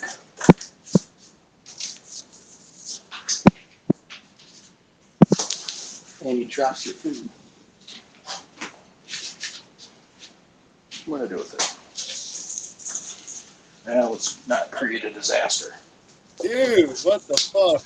You disappeared. Where'd you go? I had to sit here and entertain. Yeah, I appreciate you doing that for me. Yo, I had some internet issues. The freaking thing I took wondered. I thought I would have been almost had a perfectly smooth show, but you know I that's know. not. I made you mad. I I tricked guess you. it's not in my cards to have a smooth show yet. So episode 10, 10 of 10 technical difficulties. That's my fault. Guess who's back? Back again. Yeah, that's me. Chill. So yeah, did you end up answering that question as far as like what steps people should take to analyze the market? I've been so busy trying to entertain people, I forget what the question was. Okay, good. Yo, my bad. Yo, all 34 of you that are still here, I appreciate that. That's that Dunkin' Donuts Wi-Fi. Yeah, you're right. Eric was wanting me to sing. I told him that shit ain't happening. You'll have like 0 watchers after that. Tech 10 lost, right? Yeah. All right. So yeah, yo, let's get back to business. So the question was, you said that you like to analyze the market to see what's basically in demand. And I was curious, like, for people that are just starting out and they're wanting to be able to analyze the market on their own, what are some of the steps, or what do the steps look like that you take to figure out what is more in demand than not? Um, one assessing your collection, potentially knowing what you may get in the future or what you're looking to acquire to add to your collection. Basically, you can. I've done it before to where taking animals and just seeing what they could create. If there's other combinations of them, or you have one animal and you take another animal, you put them together. If just throwing all them genes onto the market and whether it has a recessive or not, seeing what you could produce, what they go for, is there demand of them? Does it like you can see a window depending on how focused you want to see on what the market is. You can look up all them animals. You can see when they're all posted. And if they were all posted within the same year, and if they're on the market and they sold, how fast of a window did they move in? Are we talking like they were all up there? There was 10 of them on for a 3 month span, and they're all gone, or was it they were up there and they were on there for over a year? That'll give you a little insight. That doesn't mean that that's what it's going to go. And that comes into play with that animal might be in demand, not in demand anymore. Little And little details like that. you're also looking at so the way that you could tell how fast the animal moved is when it was first posted, and then when they mark it as sold, that'll say last edited, right? So that's how you're Yeah, gauging. That's that how you're should be gauging. your last edited, your last update. But I know some people there's some that don't do it as sold, so it may not get logged into the actual MorphMarket. I'm not exactly sure how that works. I've been trying to figure that out because you'll know there was an animal that was on there and it was listed, and then all of a sudden you go to look one day and that animal is not listed, nor is it stated that it was sold. Right. So that kind of situation and scenario, go up. What do you want to do? You're gonna go up here. You're gonna behave. Dude, that thing Um, is so cool. Um, he's gonna try to go back to his so enclosure yeah, now. it's I tough to tried. really have a 100% accurate. Um, I know you see it. You want to go back. You're like, you tricked me. to be 100% accurate about the way the market is moving for a specific project isn't there, but there is steps that you could take that could give you the best educated guess that you could have with what's Yeah. available as far as I mean, information goes. it may confirm or make you feel more confident in the decision that you're making. Right. It may be a make or break decision, or if there. I mean, there's so many variables, and that's where the breed what you enjoy factor comes into it. Yeah. Even if you're trying to make an animal, let's say you need an animal of such and such genes to move this project over here in the direction you want it to go, and there's nothing on the market. It comes down to the factor of how people say you basically got to create it yourself. If it's not there, you basically have to create it yourself, um, Right. to make that move step forward with your own project or a project that you're moving for either financial reasons or whatnot. You keep going to the back. And just let go. He's like, I want to go back. All right. I tricked you. I know. He's going to go in there and then he's going to watch me from. That's all he's going to do. Yeah. He's like, screw That you. thing is so cool, man. So listen, Go on. we talked a little bit about it backstage and on the phone, and you're not really vending, right? You're not really vending right No. now. I mean, in Ohio, there's not a whole lot of. There's some shows, but I mean, it's into a caliber of knowing, making it make sense. If I do this show at such and such location, it's, I hate to say that, whether it be a waste of my time or I know that the sales aren't going to be detrimental to it. It might get your name out there. Um, I just don't see them as profitable. And that comes like even my low end stuff. I'd love to do shows if they were to Excalibur and that they were closer to me. For me to go to a Right. bigger show, and I know it probably sounds to some people, they're like, "Oh, that's not that. That's nothing." I travel 4 to 5, 10 times that distance. I still have a job. Like I said, I hate to leave the collection more than I have to in certain case scenarios to a 10-year-old. My biggest fear is being away from the collection when Yeah. something goes wrong, whether it be with equipment, something needs Right. Right. adjusted, something needs handled with an animal itself. I try not to put that burden on the 10-year-old. His main focus is on don't let stranger dangers in the house and make sure their waters are clean. That's usually why I try to leave them.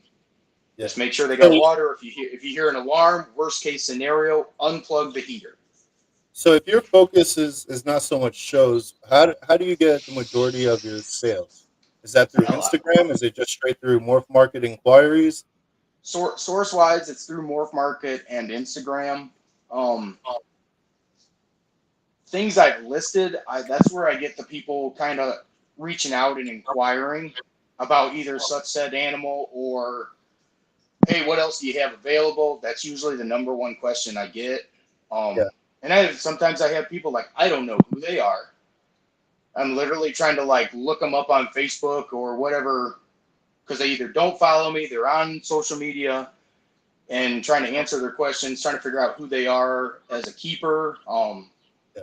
Does this guy going to take care of these animals? What's his caliber of his collection? And that's not like judgmental wise on it. That's just, does he know how to keep the animals? Right. Because Yeah. that's Definitely. another worst fear is I send an animal out to somebody that may be starting but doesn't have a lot of experience under their belt, maybe. Um, because I hate to see them all go, but you can't keep them all.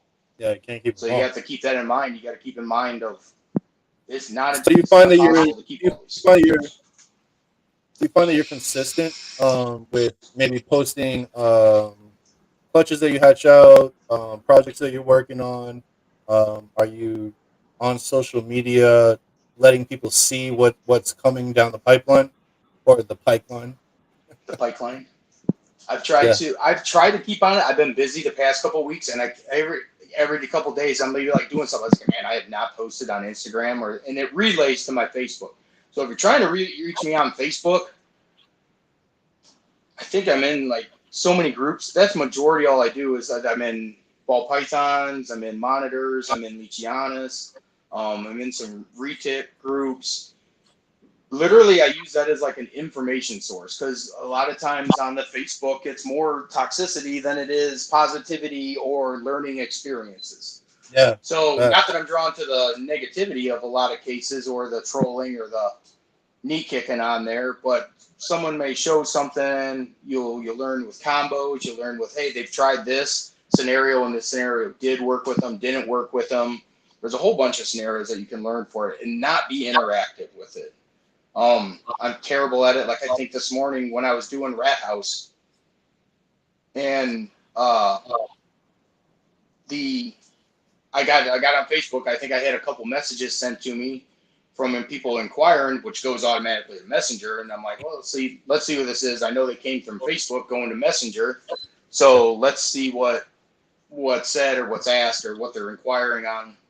And then that's usually when I'll go through kind of Facebook go down that hole a little bit for a while. Do you feel like a lot of your business comes from word of mouth because you're producing dope animals? So when people are showing off those animals, it's kind of like gives you I recognition.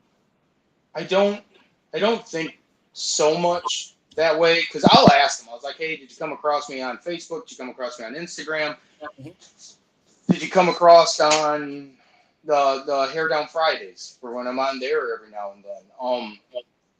And a lot of time, I would say a vast majority, and it's more relatively new keepers, to where they're looking for an animal, and I either have that animal or the only one with something similar or the exact animal they're looking for, and they reach out to me, and I get a lot of, no, I just came across you on the market. That's came Okay. across it. I was looking for such animal. You have such animal.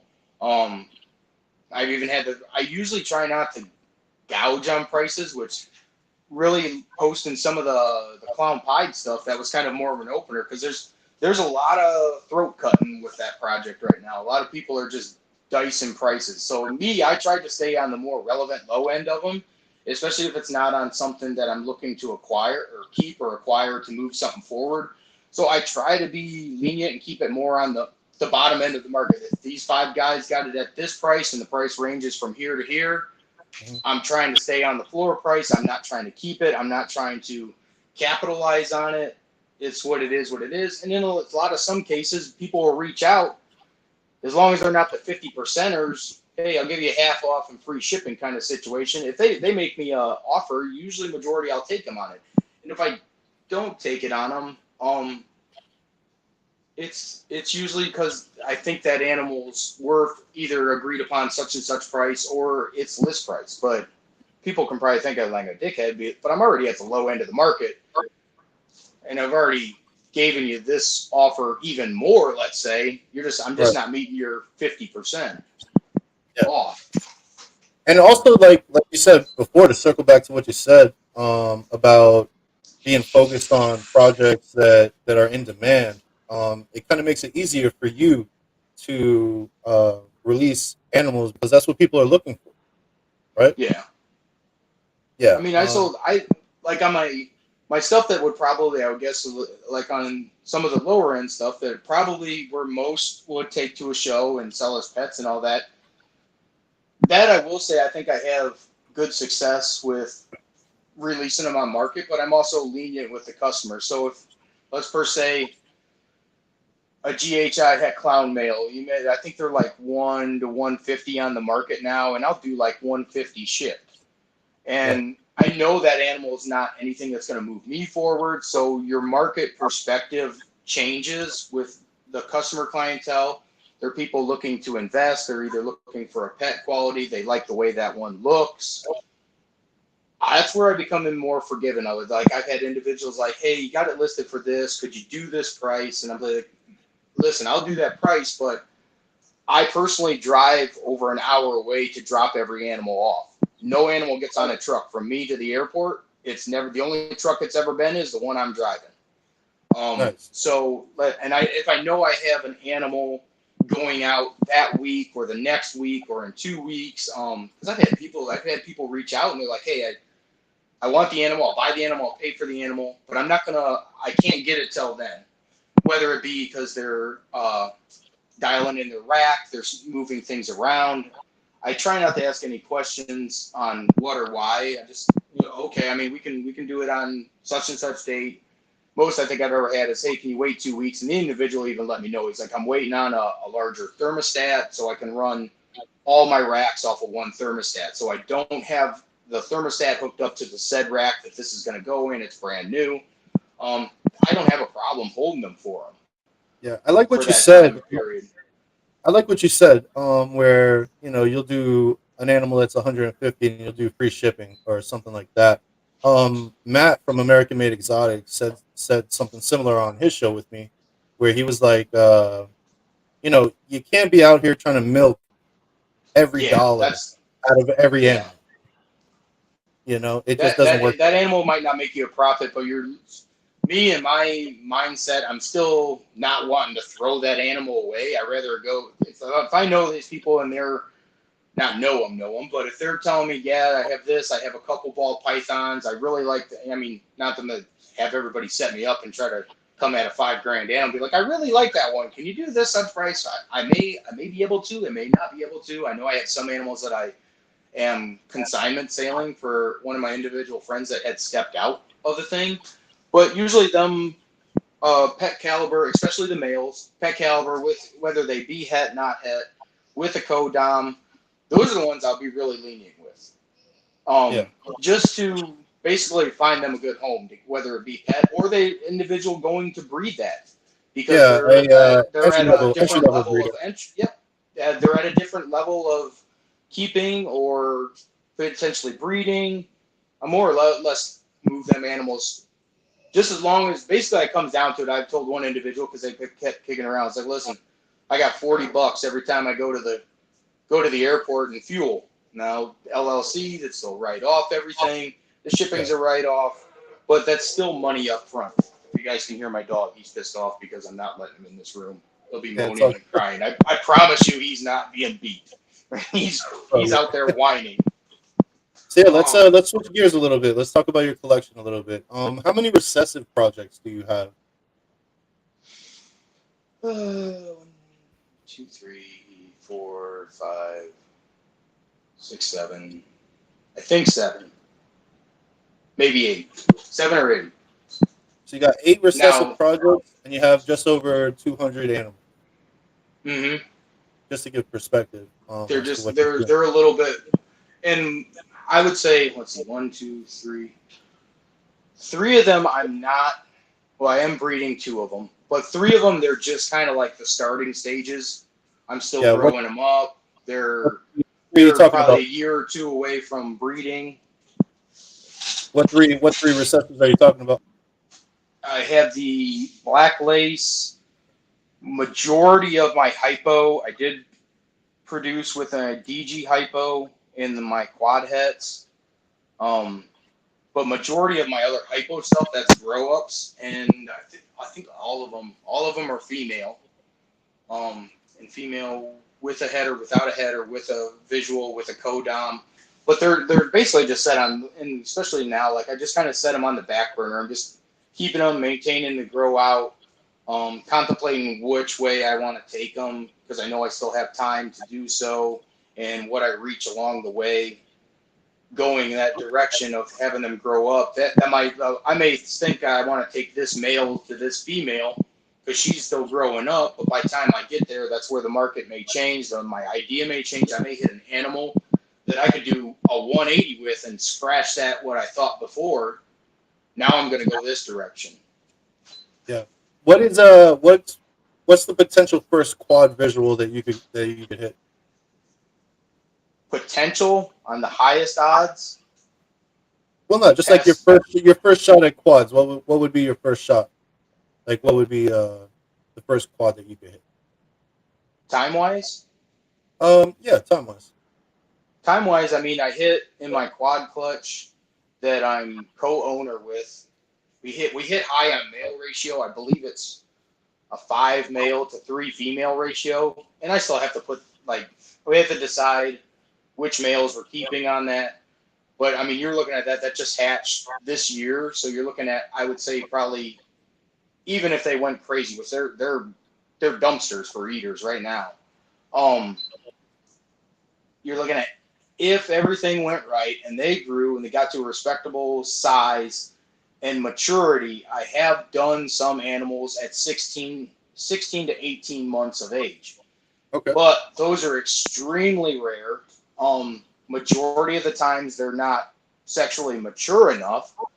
These were, and I think I started pairing around 16 months of age. But this girl was growing follicles. She was nearly 2,000 grams. When I Yeah. say it ate like a retic, it ate like a retic. And another individual has her still that I stay in contact with, and she is still a dumpster. I think she's probably when I sold it to her, I think she was 2,000 something grams if I remember correctly. He's Wait, so probably you've had already her.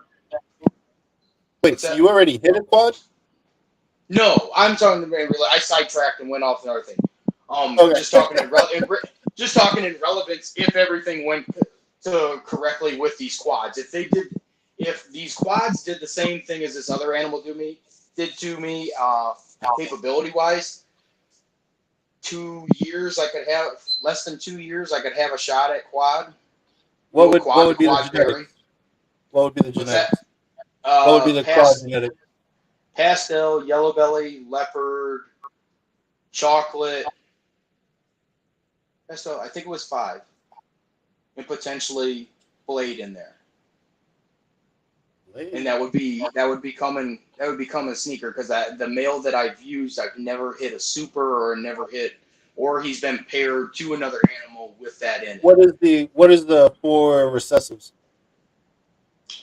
For recessive, I always forget about that. I'll say something and something and then be like, yeah, that's what it could be, and I'm like, I'll forget the recessive. Yeah. DG hypo clown pie.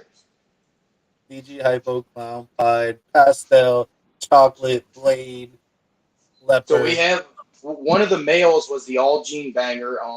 he's coloring up more, and I'm fairly positive he's got the chocolate in him, Yeah. basing off color tone. Because if he doesn't, then I've never produced a pastel that looks the way he does. If it Yeah. doesn't have the chocolate in it with the pastel, the yellow belly, and the leopard, um, we'll use him on either one or two of them girls, and then I want to keep one of the other gene males, which are, and it was a super leopard that used them. Everything got super. Yeah. This was the clutch that I was gonna personally confirm to myself that that male was super. I think this is like his sixth or seventh clutch within the past year or two. But I was always in denial. I was like, and every time I think every time but one time I paired him with a leopard animal.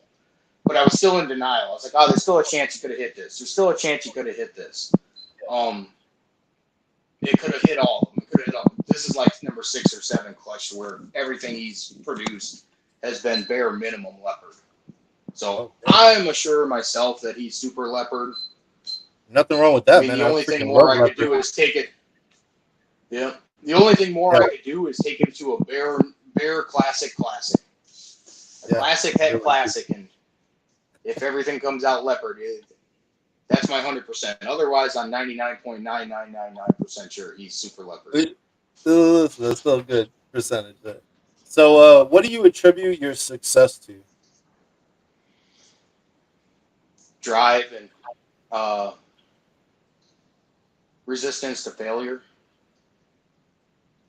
The willingness to keep pushing even when things are Willing going to keep against. listening to pushing you. I did this, like I said, I didn't do or have social media until like 19 or 20. 2019 or 2020, I didn't have social media, and then it basically got to a couple friends and a couple other breeders that I would acquire animals from. Basically, like, you got to do this. You don't want to do this, but you got to do this because nobody's going to buy a such and such animal from a no such and such present person opening Right. up, seeing your collection, seeing how you keep and everything at that. So it was a step to where like doing it as a business aspect and literally doing it as a business. Whether you like it or not, you got to do it somewhat. Now, whether it be posting your animals and never being seen or never being heard, at least your animals are going out there. There's a couple people out there that don't make themselves present. They do very well on sales and animals and their collection and everything else. But you never, unless you see them and meet them in person, you never really see them present out there in the community, the hobby, anything like that. You hear Right. of them, but there's never like situations like this that where they're present or speaking to people. Yeah. But I would Was say it difficult? I would say drive and resistance to failure, Yeah, I love that answer. Do you feel and like like being behind the 8 ball and going. was it a little bit difficult for you when you started first putting your face out there?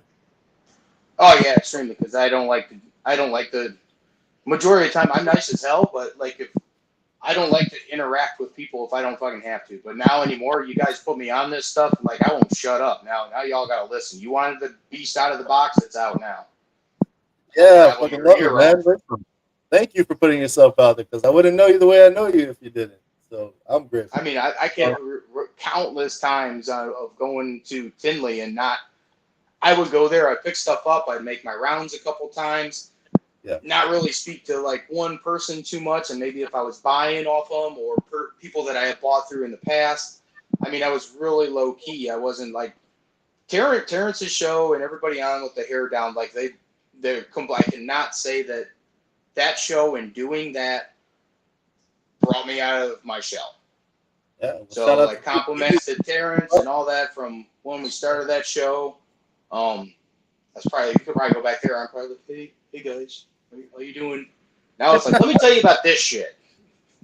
Watch this. Look at this. What the All hell right, is that? Somebody help so me. listen, we're about 15 minutes out from 2 hours, right? And typically, I want to go about 2 hours. So I want to take a little bit of time, and this is important to me personally because I feel like I'm a huge advocate for the genetic, and I feel like you are way further advanced in your education on the genetic and how it works in different combos.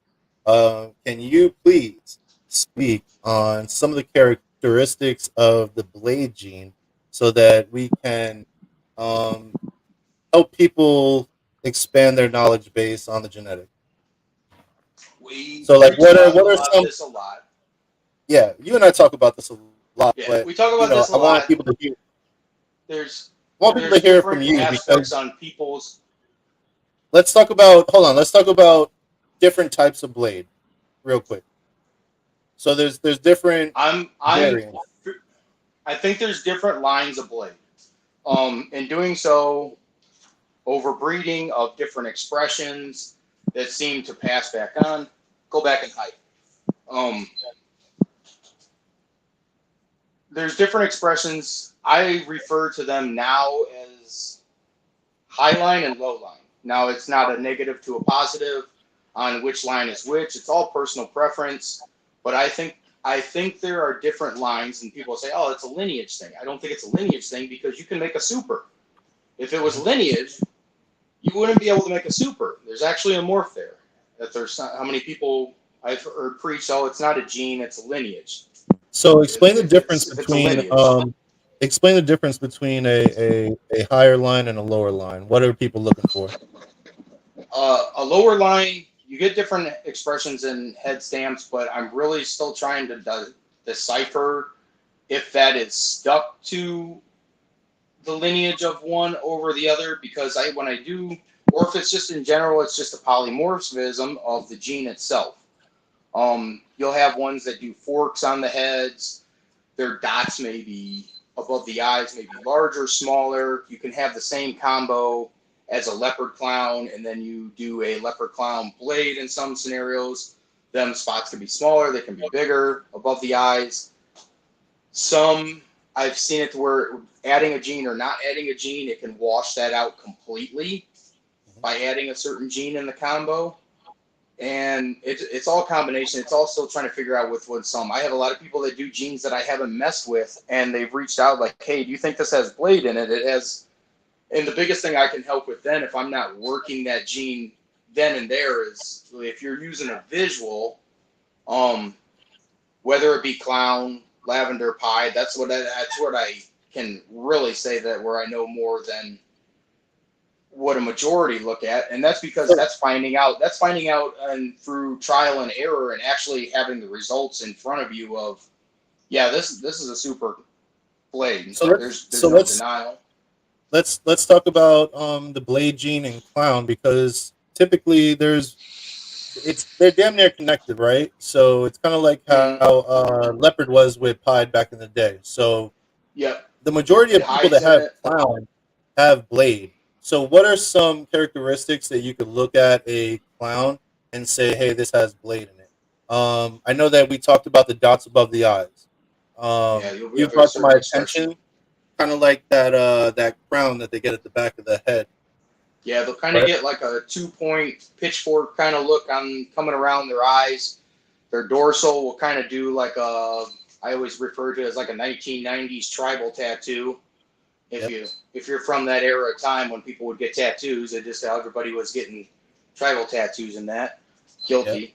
Um, so you'll get that expression, and it's really like a flow of how the line works. As soon as you see it and you start seeing and start understanding how it flows as a person, it's kind of like the red pill, blue pill from the Matrix. Yeah, You'll once you never see you'll it, you never gonna can't unsee unsee it. it.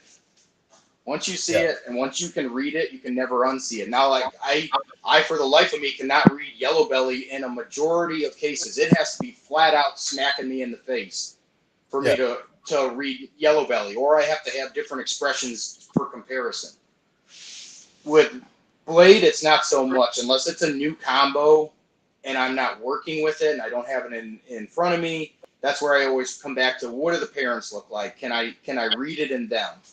And then I would tell individuals, like, there's a possibility that's what it is, but that animal's not worked as much, so I can't confidently say. But when you breed it in the future, depending on how the odds lay out, you could find out about it. Now, there's other ones where I refer to it as the like a tiara look on the top of their head, and it'll literally go right in the center, and then two more kind of circles. It literally looks like they're wearing a tiara on the back of their skull. Right. And then the fork one, and then or the friar tuck. I call it friar tuck because it looks like it's got a bald spot on the top of their head. They got it all outlined and kind of masked, Yeah, it's got and like they'll have that the on. crusty the clown. Yep, kind of the Krusty the Crown look on them. And and I know these usually are traits of them because I've had all of them create supers on other combos that I've made with them. So And they I'm glad you go, just brought that up. Let's talk about supers real quick because the single gene, the single copy of Blade, people think that they won't have alien heads, but that's not true, correct? oh, you listen until I have alien heads. Okay, I sold her, and I'd love to have the pictures of it. Um, on a what are normal some of the non-visual characteristics of recessive, what are some of the characteristics of the alien heads from a single copy Blade? from a single copy blade, and that's the only thing in the animal, they're going to be more kind of blocky, like a molar tooth. Majority of the time, if they'll be open and no eyelets in a lot of cases. If you do have eyelets, they're usually in a reduced size. Um, and they're more general that they can be all the way to the top or they'll be all the way in the bottom. They're never usually symmetrical in the center. Mhm. And now, whether I don't know if that's a different line of one or the other, whether it's a high line or low line, and what I refer to as. Um, and then you'll have like your supers to where if you have Leo in it and you can't read that it's potentially a super or possibly a super, then you have the same case scenario of me reading Yellow Belly. You just can't see it. You've not been told about it, learned about it in the past, in the mid 2012 to 2016 ish. That was a fairly hot gene then, trying to make blade clowns, super blade clowns. Right. This is all I feel like I'm reverberating this stuff a lot of times because we'll talk about it all the So time. But so um, a super blade clown, let's say, is gonna have the no alien heads and minimal teardrops. for the most part, on a single gene basis, if that's all you were working with, that's my assumption. From what I've worked with, that's your Okay. majority of your thing, and you're gonna have that more kind of barbed wiry, tribal looking designing. Your dorsal is extremely, even on the clown without any other genes in, no leopard or anything, your dorsal a lot of times, and I would say 4 out of 5 times that it's more narrower than a normal clown would be. Yeah, and it Enough has for the the first, like the serrated edge or like a steak knife yeah, going on. it'll usually have really sharp points, and they usually are more elongated than they are real short and stubby. But that's all on how the pattern flows, and that goes back to being able to see the pattern. Because majority of the time, what people, the eye opener when people start to acknowledge when it's there, majority of people are focused on how the alien head flows, the coloration of it. But if you can flip your eyes to only see the darks and the blacks and the webbing and everything and how that flows and not focus on the actual side patterns, Mhm. things become a lot more clear. Yeah, I agree with You you. can pick it out a lot clearer if you're not focusing on the coloring inside the heads and how the heads are shaped. That's more or less the other genes potentially what it's doing to them and how it's manipulating them, whether it be shattering the pattern or reducing the pattern. Mhm. And that's where I think there's two lineages similar to there being like a yellow, almost similar to like a yellow belly complex or a coral and a banana, a lesser and a butter. They're both relatively do the same thing. There might be a little bit of characteristic difference between the two. Um, Okay. and that's not to say where I think that the mix is gone is I think there's where people have bred this the high with the low and it starts mixing differently. Um, but like I said, I told you many times, I see it on World of Ball Python all the time. I'll see people like, hey, I got this clown, I bred it, I think it's brand new, I think I got a new gene in there. And the case the majority of time is whether who they acquired it from didn't know or just didn't tell. It goes in, they go and make an animal, and it doesn't look anything like the parents because they maybe have made a potential super or just a visual of the gene itself, not be an acknowledgement that the gene was present in there because whether the fact of they've never been told about it, never researched about possibilities, or been in the time frame when the gene was a little bit more sought after than what it is today. Right. So let me ask you this: of the clowns that are out there, what percentage do you think have blade in it? I mean, shooting in the dark, I would say probably easily 70 to 80% come out 70? hard. Probably 70 to 80% are hard, strong expression. Whether you want to Okay. believe that or not, whether you're in denial or ignorance, it's out there. I always tell people, get back at me when you produce something from that animal. $100 if you produce it to another blade animal, you're probably going to have super, or you just sometimes not knowing the other animal that you go to breed to that, and you hit supers, and you're like, what the hell is this?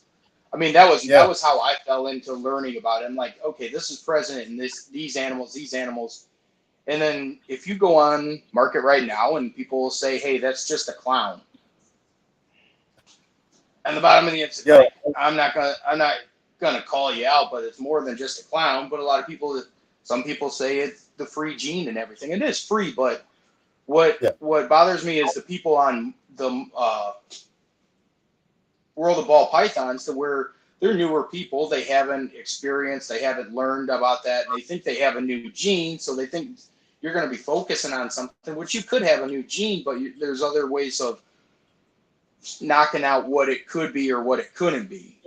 Right. Because Yeah. So I send them to you daily. That's from the World of Ball Pythons. They're like, hey, what is this? This doesn't make sense. And it's a majority of blade clowns. It's really reduced, but there was no enchi in it. Yeah, but there might have been something else. right. So technically, a reduced pattern clown 70 to 80% of the time it's just blade in there. And the thing is, now for the people listening, now and on the replay, a single gene blade does have alien heads. It just is square, like Justin said. It's kind of like the shape Yeah, of a molar. It has small eyes in it, which won't be centered. It'll kind of be off centered a little bit. They kind of have a little band that goes over the top, from the alien head. A super blade is where you yeah, find those super reduced clowns where the whole side is basically gone, and you might just have a few teardrops or something like that in the clown combo. So yeah, I just wanted to touch on that just for a second and give some people perspective on the blade gene, because I feel like you don't know what you don't know, right? And you won't know yeah. unless it's brought to your attention. Um, so we're coming up on 2 hours. What's your best advice to somebody who wants to take this more serious and really turn it into a business and be successful in what they do? From your perspective, what's the best advice that you could give somebody? I kind of mentor an individual around me now that he comes and gets rats every now and then, and he's always asking questions. What I flat out tell him every time that the market could be there or it couldn't be there when you get there, and I advise it to anybody and everybody: work with what you want. That is what you're going to be the happiest with. Um, Working something that you may be trying to financially advance in, just know the risk and the gains from it potentially. But mainly work with what you want, and that way you can't be disappointed in what you do, because if you hit your visuals, you hit your combinations that you want, you're not going to be disappointed in that. Rarely, if you're disappointed in that, you just have extremely high standards and need to be, because if you're not happy when you hit your odds, then you're not going to potentially be happy with anything. I would think that you would do, whether you hit even better down the road with them or whatnot. But basically, work what you want, know your ways and gains, with investment animals and your animals that you are working. Know your outcomes, what's potential of them, and don't put yourself in over what you can handle, either financially wise or animal capability wise. I know I have a lot on my plate. Um, I don't have any kids. I'm not married. I got time. So I usually dedicate it to my animals. And my time is usually always dedicated to my animals more than anything. I don't watch TV anymore. I don't play video games. I can't tell you the last movie I watched. Um, but I would say that's your most thing of know your ways and gains. Work with what you want. Don't be afraid to try things. Majority of the things that I'm doing project wise, I'm completely spinning off in a different direction like a lot of my clown pied combos. I'm not working. I'm not going to work them how probably 80 to 90% of the people that did have them would use them forward. So stepping out of the main lane with projects that, and this is knowing your ways and gains of with the project, you may be stepping into something new. You're not going to know whether that's going to be successful, but as long as it's your I guess your idea to take forward, that's where it comes worth it to me. Whether it's what you wanted or what you not wanted, it's something that nobody's ever tried. Yeah, trailblazing. Yeah, trailblaze it through, and you could come on top. You could come out on the bottom on what actually is made from it or potential, but at least you tried with something. Yeah, and Um, just to add to that, if you shoot for something that hasn't been done, there's a potential that it's not visually appealing. That doesn't mean that you stop shooting for things that haven't been done. You got to keep pushing yeah, that ticker. You know what I mean?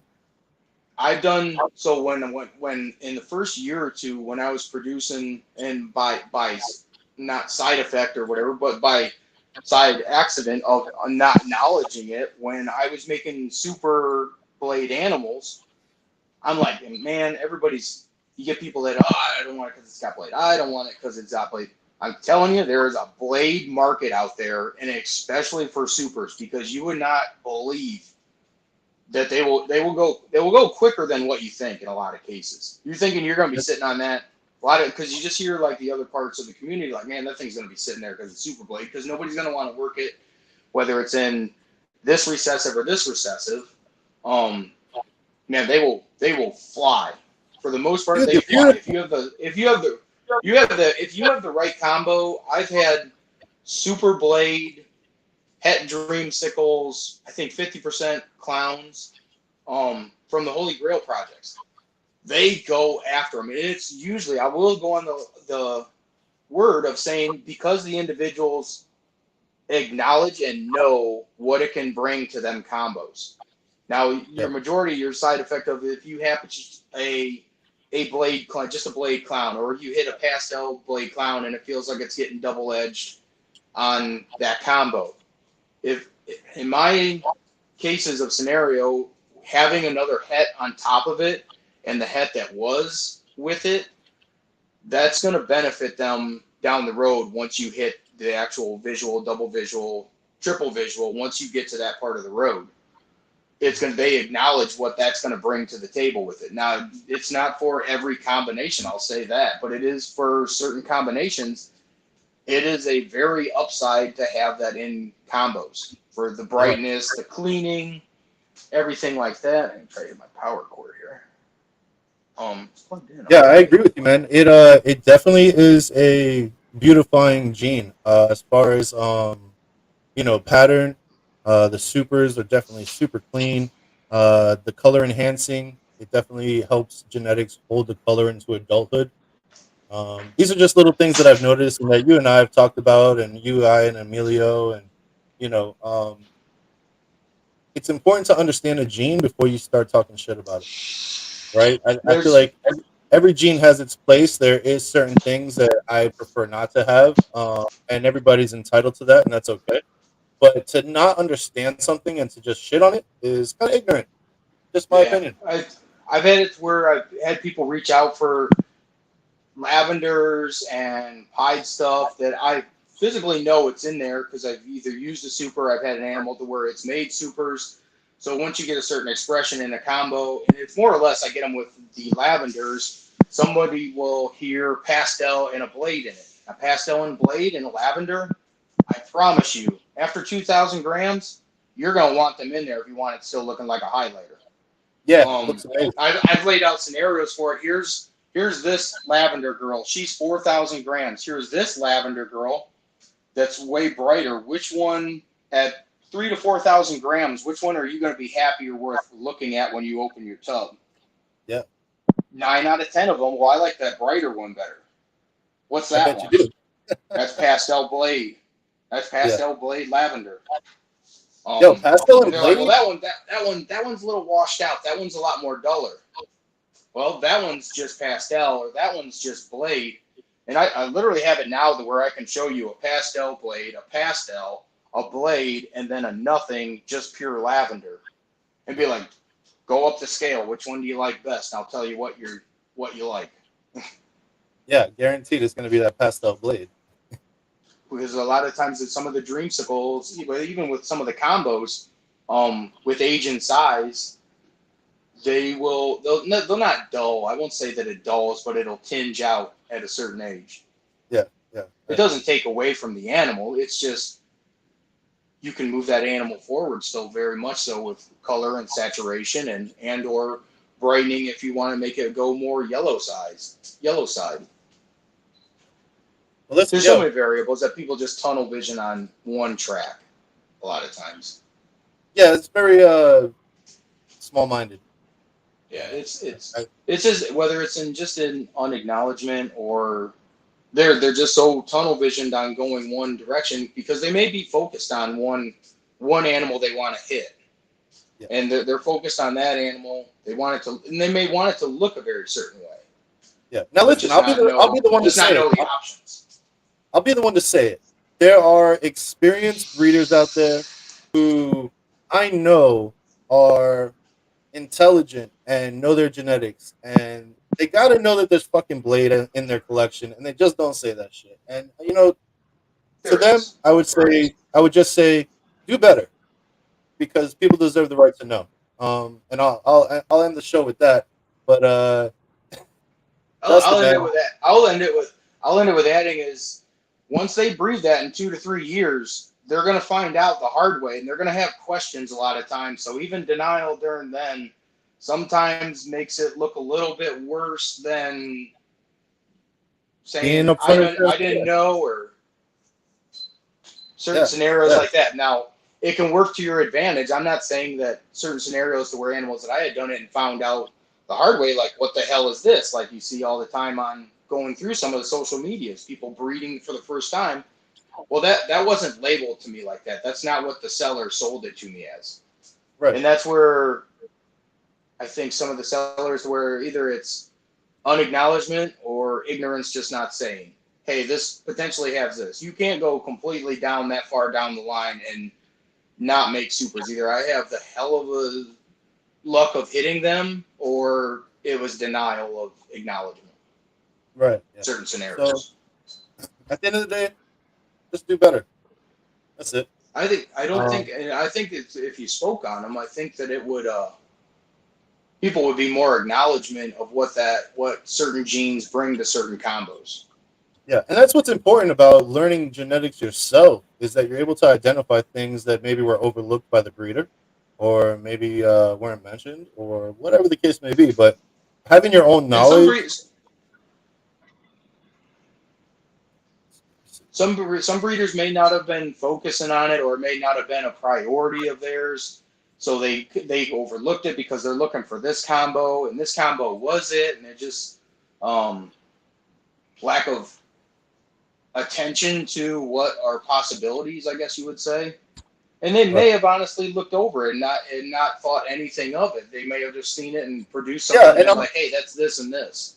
there's 100% honest mistakes out there, and there is 100% people breeding animals that were not told was in their pairings that they originally purchased, and they don't even know that it's in there. So it's not everybody, but I'm just saying, there are some people out there who just don't acknowledge it, and that's a disservice to the community because then you got people, like you said, wondering if they hit a new genetic and why this thing looks Yeah. so crazy, but really, it's Or something just to. not an acknowledgement. The one of the two biggest mix-ups I get when people reach out to me is with Enchi and Yellow Belly involved. And you think Yellow Belly, how can that get mixed up?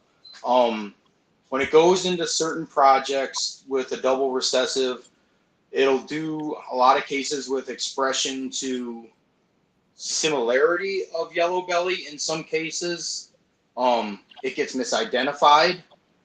And I can say this 1,000% confirmed because, well, at least off of what knowledge one of my friends has found off of 2 or 3 animals that were clowns slash such and such from a yellow belly complex that I was for sure was one of the genes in a visual of a double visual recessive. He just didn't know which one it was. He had the test sent out of the clutch of certain animals. They all came back negative. I wasn't even in shock. I was like, "What do you mean? That's got to be it. They must have screwed it up." I Right. said, "No, not none of them animals did." He goes, "I want to send the parent sheds in." I think he had, it was either like a 1-2 or a 2-1 of these animals that were such and such from the yellow belly complex, clowns, het, such and such recessive. I don't want to single out the breeder or the buyer altogether. Right. So he had the adults shed out. I guess you can see one or two that maybe tested negative. So, but at least one of them three animals has to test for one of the two of them yellow belly complexes, right? You would think all Right. three came back. All three, so the whole clutch and all the breeders came back negative for anything in that complex. And I had told him prior, I said, "Listen, this animal right here is this." And that was a situation of let me see the parents.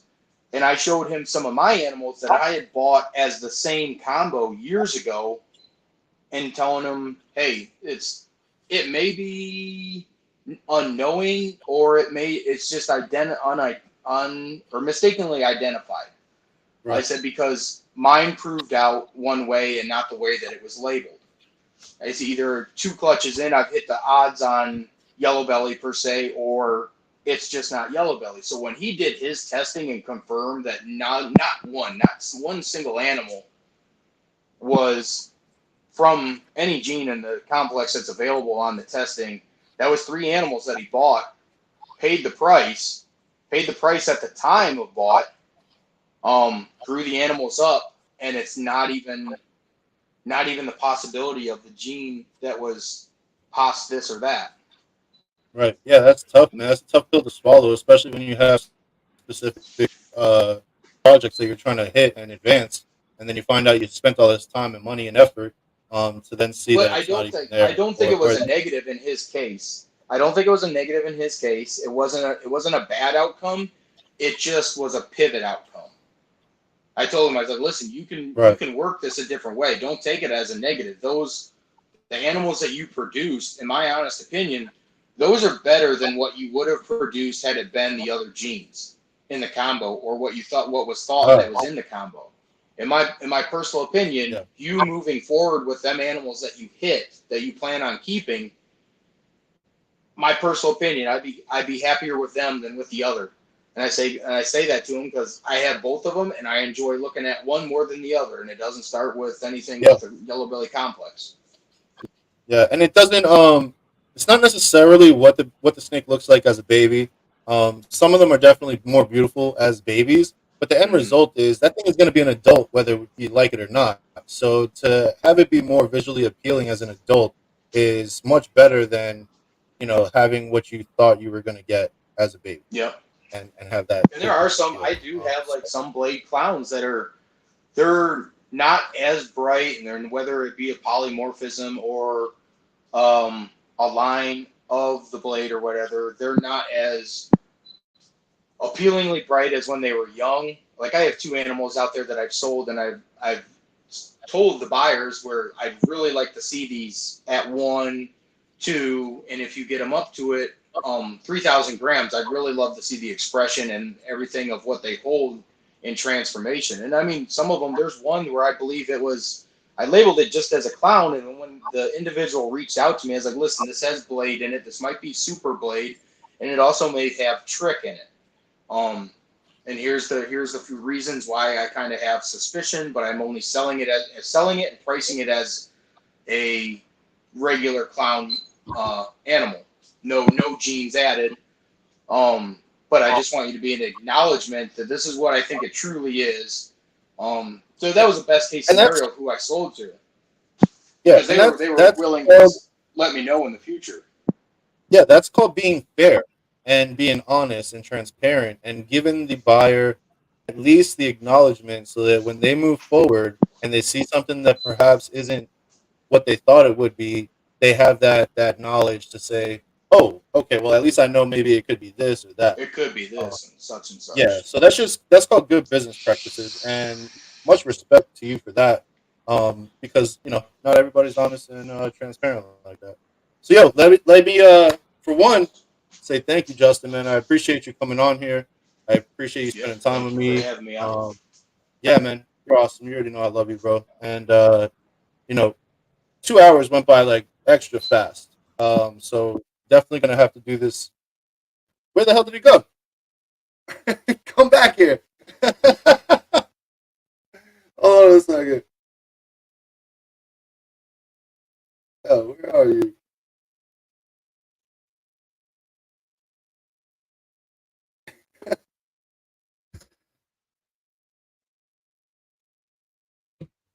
Hold on, is he back?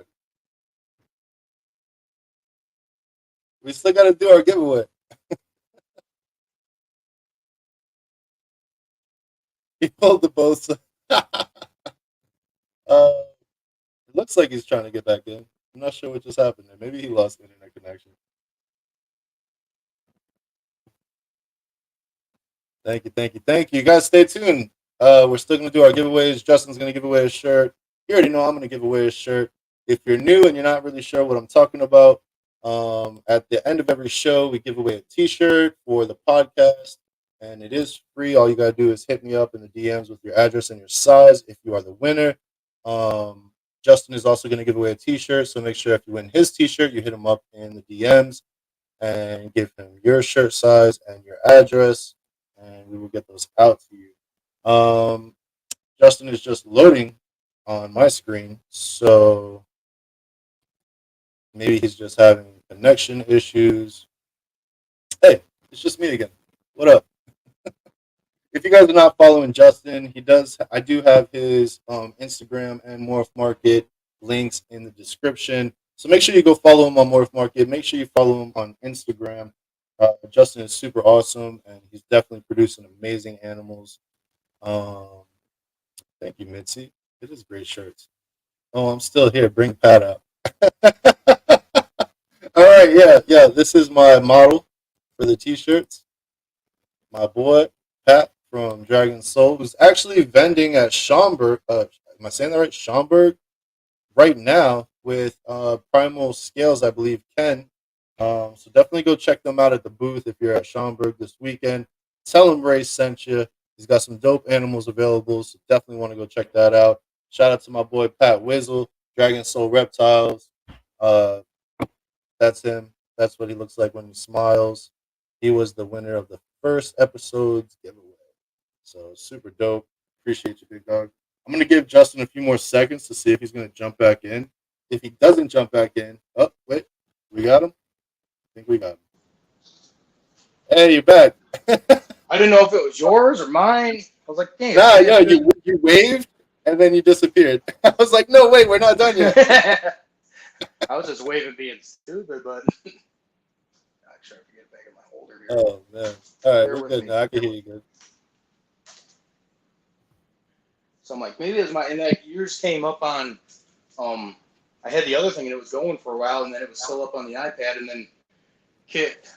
So I'm like, all right, let's see if hopefully I can get it without, because I kept trying and trying, it wouldn't go with the Wi-Fi. So I'm like, hopefully reception don't fail me now.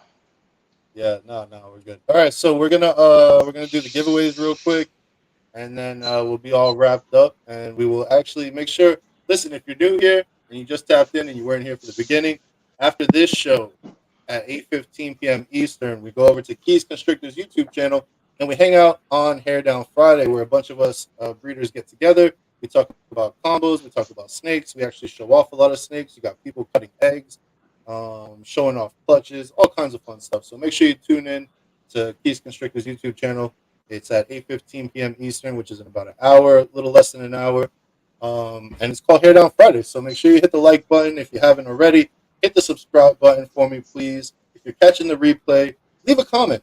Tell me if you like it. Tell me if you don't like it. Tell me it sucks. Tell me it's the best. Say whatever you want to say. Just say what's up. And definitely appreciate that. And hit the notification bell so you never miss a live, because it's a lot more fun at a live than it is on a replay. So definitely do that.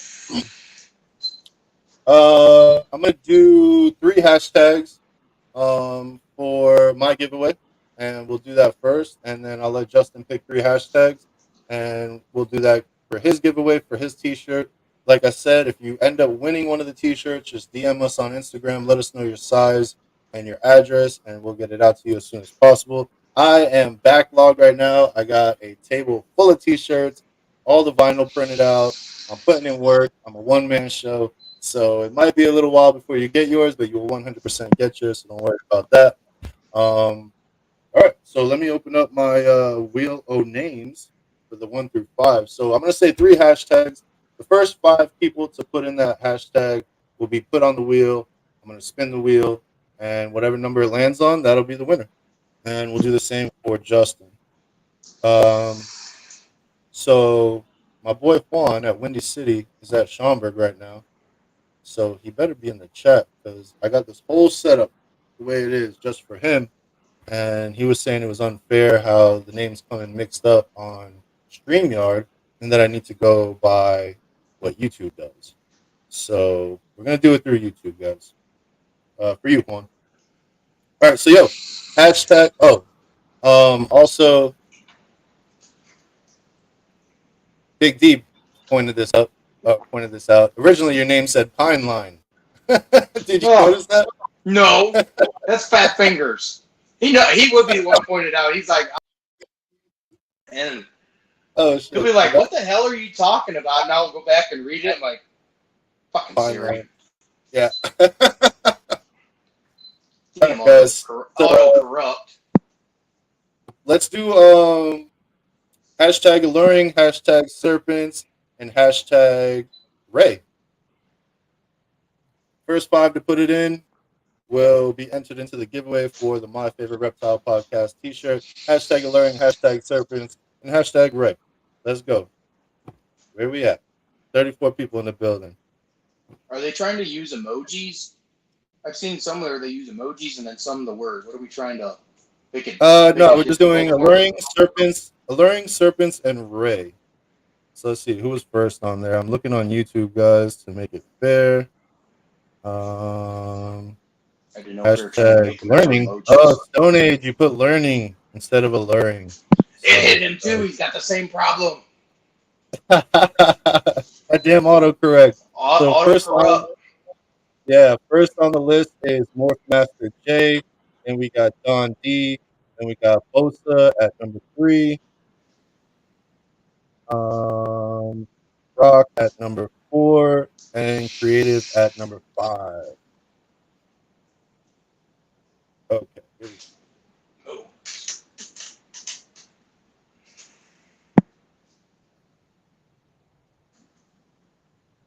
Number 1.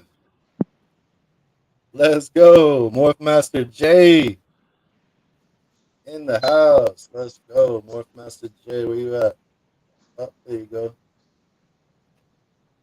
Justin from Stone Age, you're gonna kill me. Or actually, it's not me. It's probably your autocorrect. Put learning corrupt. instead of alluring. All right, so Morphmaster J, Johnny, you already know what it is, man. I got you on your T-shirt, and that's gonna save me on some shipping because you're the homie next door. That's what's up.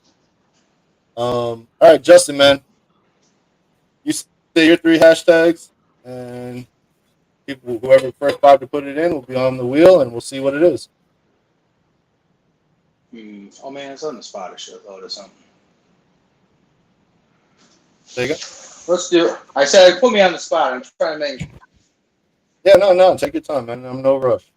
Are we trying to make them difficult so that it holds them up, so they really got to think, or what are we doing It's here? it's whatever you want to do. I put Ray. Ray is super easy. Let's do. Let's see if somebody can get it right. We'll really make them work for this. Albigerus white throat monitor. You Hashtag really got Albigeris. Albigerus.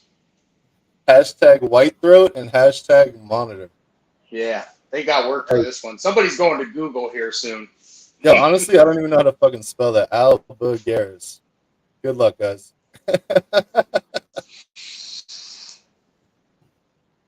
What flavor is that black and mild? That's just a regular black and mild. Albigeris, there it is. First one, Pressure Pythons. Second one, Morph Valley. Third one, Stone Age. Fourth one, Creative. Oh, White Throat. And fifth one is Mitzi Ann. Cool. So first one, Pressure Pythons. Let's go. Albacalars. So Mispronounced, one, maybe. Somebody one, got them. two, three, four, five. Yep. There we go. All right, guys. Let's see what it is.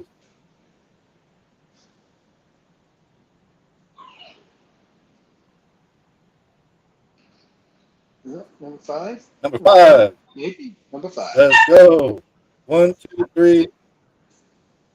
One, two, three, four, five. Mitzi Ann. Awesome. Mitzi Ann, congratulations. You got that. Number five.